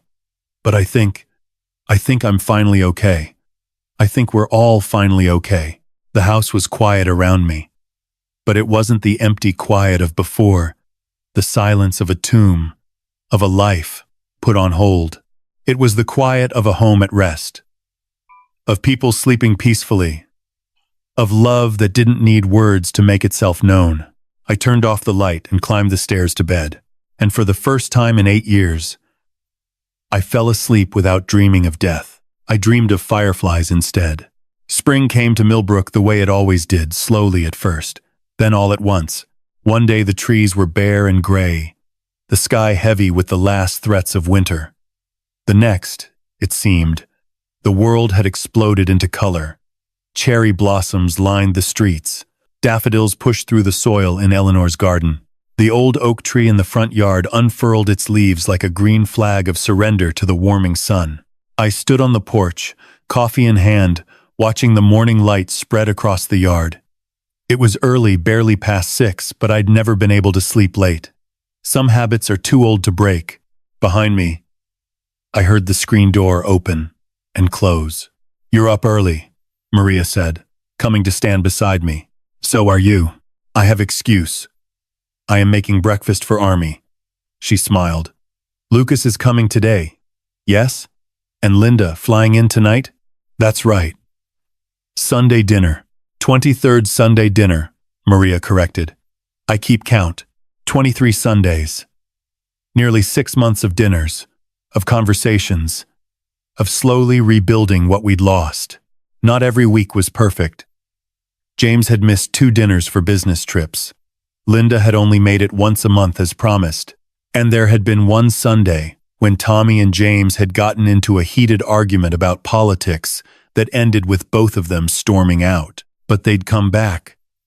They always came back. That was what mattered. The past 6 months had been the fullest of my life. Not the happiest. That distinction would always belong to the years with Eleanor, the early days of our marriage, the chaos and joy of raising 3 children, full in a way I hadn't experienced since she died. Tommy had returned to Vermont after that first week, but he drove down every Sunday, without fail. He'd started teaching photography classes at a community center in Brattleboro, sharing his gift with others the way I'd once shared literature with my students. He seemed lighter now, the weight of 15 years of guilt slowly lifting from his shoulders. James had made changes too. Not dramatic ones. He was still CEO, still driven, still checking his phone during dinner. But he'd started delegating more, taking weekends off, spending time with his own children in ways he'd never done before. Last month, he'd taken his daughter firefly catching in the backyard. He'd sent me a photo afterward, a mason jar full of blinking lights, a little girl's face glowing with wonder. She caught a whole constellation, his text had read. We set them free and watched them scatter across the sky. I'd cried for 10 minutes. Linda had been the biggest surprise. After that first visit, I'd expected her to retreat back to Paris, to maintain the same careful distance she'd kept for 5 years. But something had shifted. She'd started calling more not just on Sundays, but random Tuesdays, Thursday afternoons, early Saturday mornings, when she was walking along the Seine and thinking about her mother. She'd told me things she'd never told anyone. About her failed relationships, her struggles with anxiety, her fear that she'd never be able to love anyone the way Eleanor had loved me. And I'd listened. Just listened. No advice. No judgment. No attempts to fix what wasn't mine to fix. You're different, she'd said during one call. Softer. More present. I'm trying, I'd told her. It took me 75 years, but I'm finally trying. And Maria. Dear Maria. She was still here, of course. Still cooking, still cleaning, still fussing over me like I was a child who couldn't be trusted to feed himself. But the dynamic had changed. She ate dinner with us now. Every night. Not just Sundays. She had her own room on the 2nd floor. Linda's old room, redecorated with bright colors and family photos from the Philippines. And her daughter Rosa was coming to visit next month, along with her granddaughter Amelia, after James's lawyers had finally cut through the visa red tape. You're going to love them, Maria had said, showing me photos on her phone. Rosa is smart like her mother. Stubborn, too. And Amelia, she is only 5, but she already knows she wants to be doctor. She makes me so proud. They're family, I'd told her. Of course I'm going to love them. She'd cried at that. She cried a lot less these days, but some tears were still necessary. The house was full by 4 o'clock. Lucas arrived first, bearing wine and a new girlfriend, a bright-eyed young woman named Sophie, who worked at the same startup and laughed at his terrible jokes. Tommy came next, his truck loaded with photographs from a recent trip to Maine that he wanted to show everyone. James and his wife Catherine pulled in at 4:30, their 2 kids tumbling out of the car and immediately running to find the cat that Maria insisted on feeding despite my protests. Henry came too, as he did most Sundays. He was slower now than he'd been 6 months ago, his arthritis worse, his breathing heavier, but he refused to miss these dinners. I've been eating alone for 10 years, he'd told me. And finally, at 6 o'clock, a taxi pulled up to the house. Linda stepped out, looking nothing like the exhausted woman who'd arrived 6 months ago. Her hair was down, her clothes casual, her face bright with a smile that reached all the way to her eyes. Sorry I'm late, she called out. The flight was delayed. You're not late, I said, meeting her on the path. You're exactly on time. She hugged me, longer than she used to. Tighter. I have news, she whispered in my ear. Good news? The best. We walked inside together.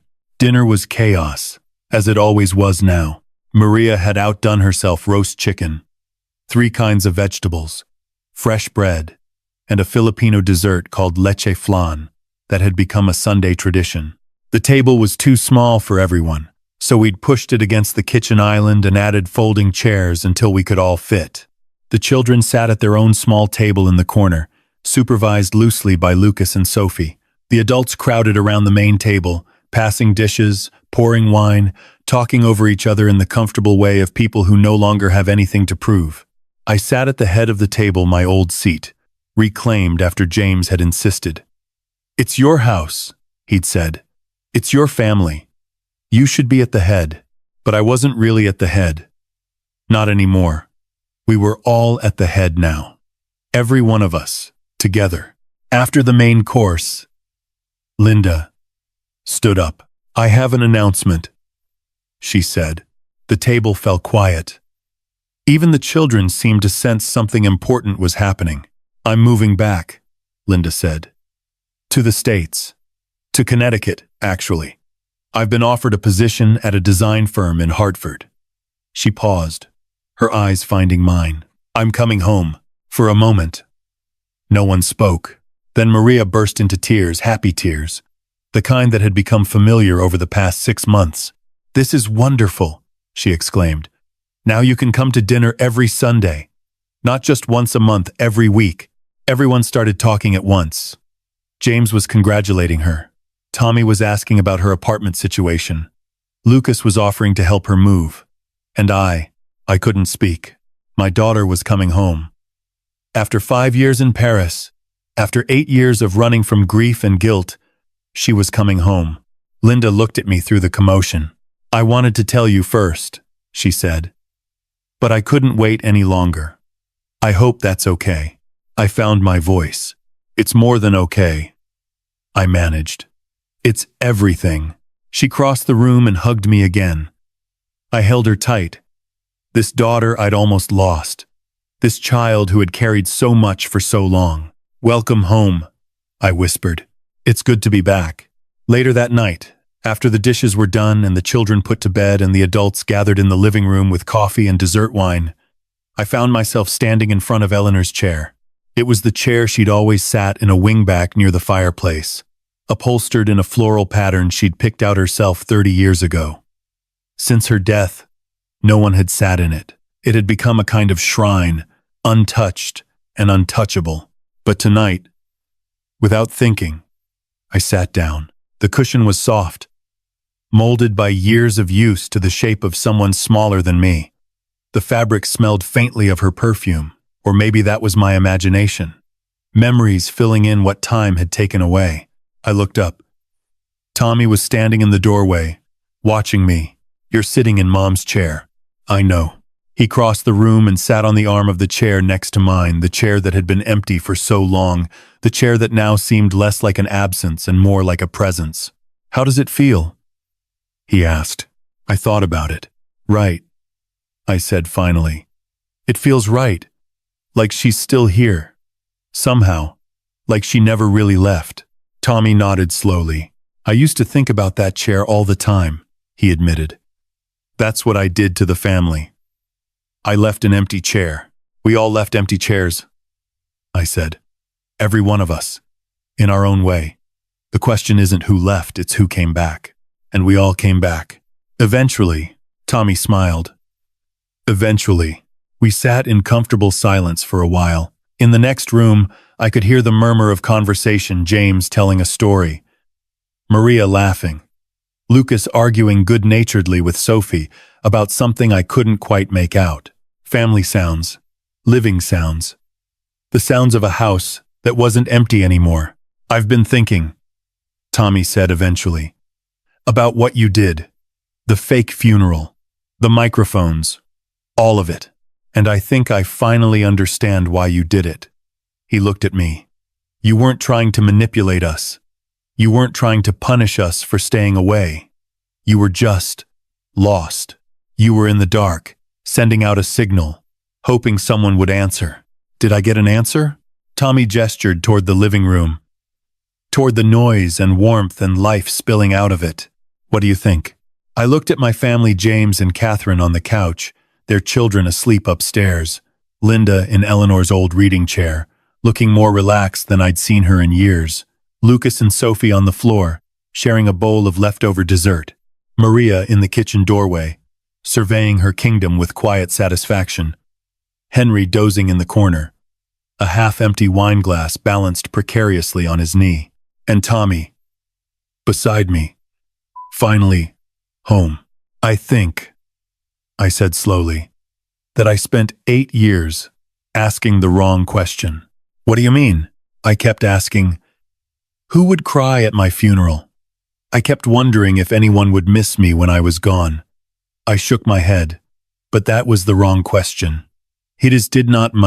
The right question isn't who would miss you when you die. It's who you're going to live for while you're still here. Tommy considered this. And who are you living for now? I looked around the room one more time. At the faces I loved, the people who had forgiven me, the family I had almost lost and somehow found again. Everyone, I said. I'm living for everyone. That night, after everyone had gone home or gone to bed, I stood one last time in front of Eleanor's china cabinet. Her photograph was there now, the one Tommy had taken, the one of her laughing. I'd had it framed and placed it in the center of the top shelf, surrounded by the dishes she'd loved, the teacup her grandmother had given her, the small treasures of a life well lived. I did it, Eleanor. The photograph smiled at me, frozen in that moment of joy. I know it took me a while. I know I made mistakes. I know there were years I wasted, sitting in that chair, waiting to die. I paused, but I'm not waiting anymore. I'm living, really living. The way you always wanted me to. I touched the glass, my fingers leaving faint prints. I miss you every day. I'll miss you until the day I die. But I think I'm finally okay. I think we're all finally okay. The house was quiet around me, but it wasn't the empty quiet before the silence of a tomb, of a life put on hold. It was the quiet of a home at rest, of people sleeping peacefully, of love that didn't need words to make itself known. I turned off the light and climbed the stairs to bed, and for the first time in 8 years, I fell asleep without dreaming of death. I dreamed of fireflies instead. 1 year later, the Sunday dinner tradition continued. It grew. Actually, Rosa and Amelia arrived from the Philippines and never left. They lived with Maria now, in the house that was officially hers, the house where I was a permanent guest rather than a lonely owner. Lucas married Sophie in a backyard ceremony that Maria catered and Tommy photographed. Linda met someone, a quiet architect named David, who looked at her like she hung the moon. James slowed down. Not completely, he was still James, still driven, still checking his email at dinner. But he came every Sunday now, without fail. He'd learned to catch fireflies again. And Tommy had moved back to Connecticut. Not to Millbrook, but close enough. A small house in the hills, with a dark room and a view of the sunset. He visited 3 times a week. Not just Sundays. Sometimes he'd stay for dinner. Sometimes he'd just sit on the porch with me, drinking whiskey, watching the stars come out. You know, he said one evening, I've been thinking about what you said. About the empty chair. What about it? You said the question wasn't who would miss you when you die, but who you're going to live for while you're still here. He paused. I think there's a third question too. What's that? Who's going to remember you? Not at your funeral after, years after, generations after. He looked at me. You were a teacher for 40 years. You touched thousands of lives. But the ones who will really remember you, the ones who will tell stories about you long after you're gone, they're the ones sitting at that dinner table every Sunday. I thought about that. I used to want a legacy, I admitted. Something that would outlast me. A book, maybe, or a foundation, or some great achievement that would make people remember my name. And now, I looked at the house at the windows glowing with warm light, at the sounds of laughter and conversation drifting out into the evening air. Now I know the truth, I said. Legacy isn't about being remembered by strangers. It's about being loved by the people who matter. It's about the moments you create, the traditions you build, the love you leave behind. I raised my glass. To Sunday dinners. I said, to Sunday dinners. Tommy echoed. We clinked glasses and drank. And inside, Maria rang the dinner bell. The same bell Eleanor used to ring. The bell that had been silent for 8 years and now sang every Sunday without fail. Coming, Tommy called. We stood and walked toward the house together, father and son. 2 men who had been lost and found their way home. The door opened. Light spilled out. Voices rose to greet us. And the empty chair at the head of the table, the chair that had waited so long for someone to fill it, was waiting for me. I sat down.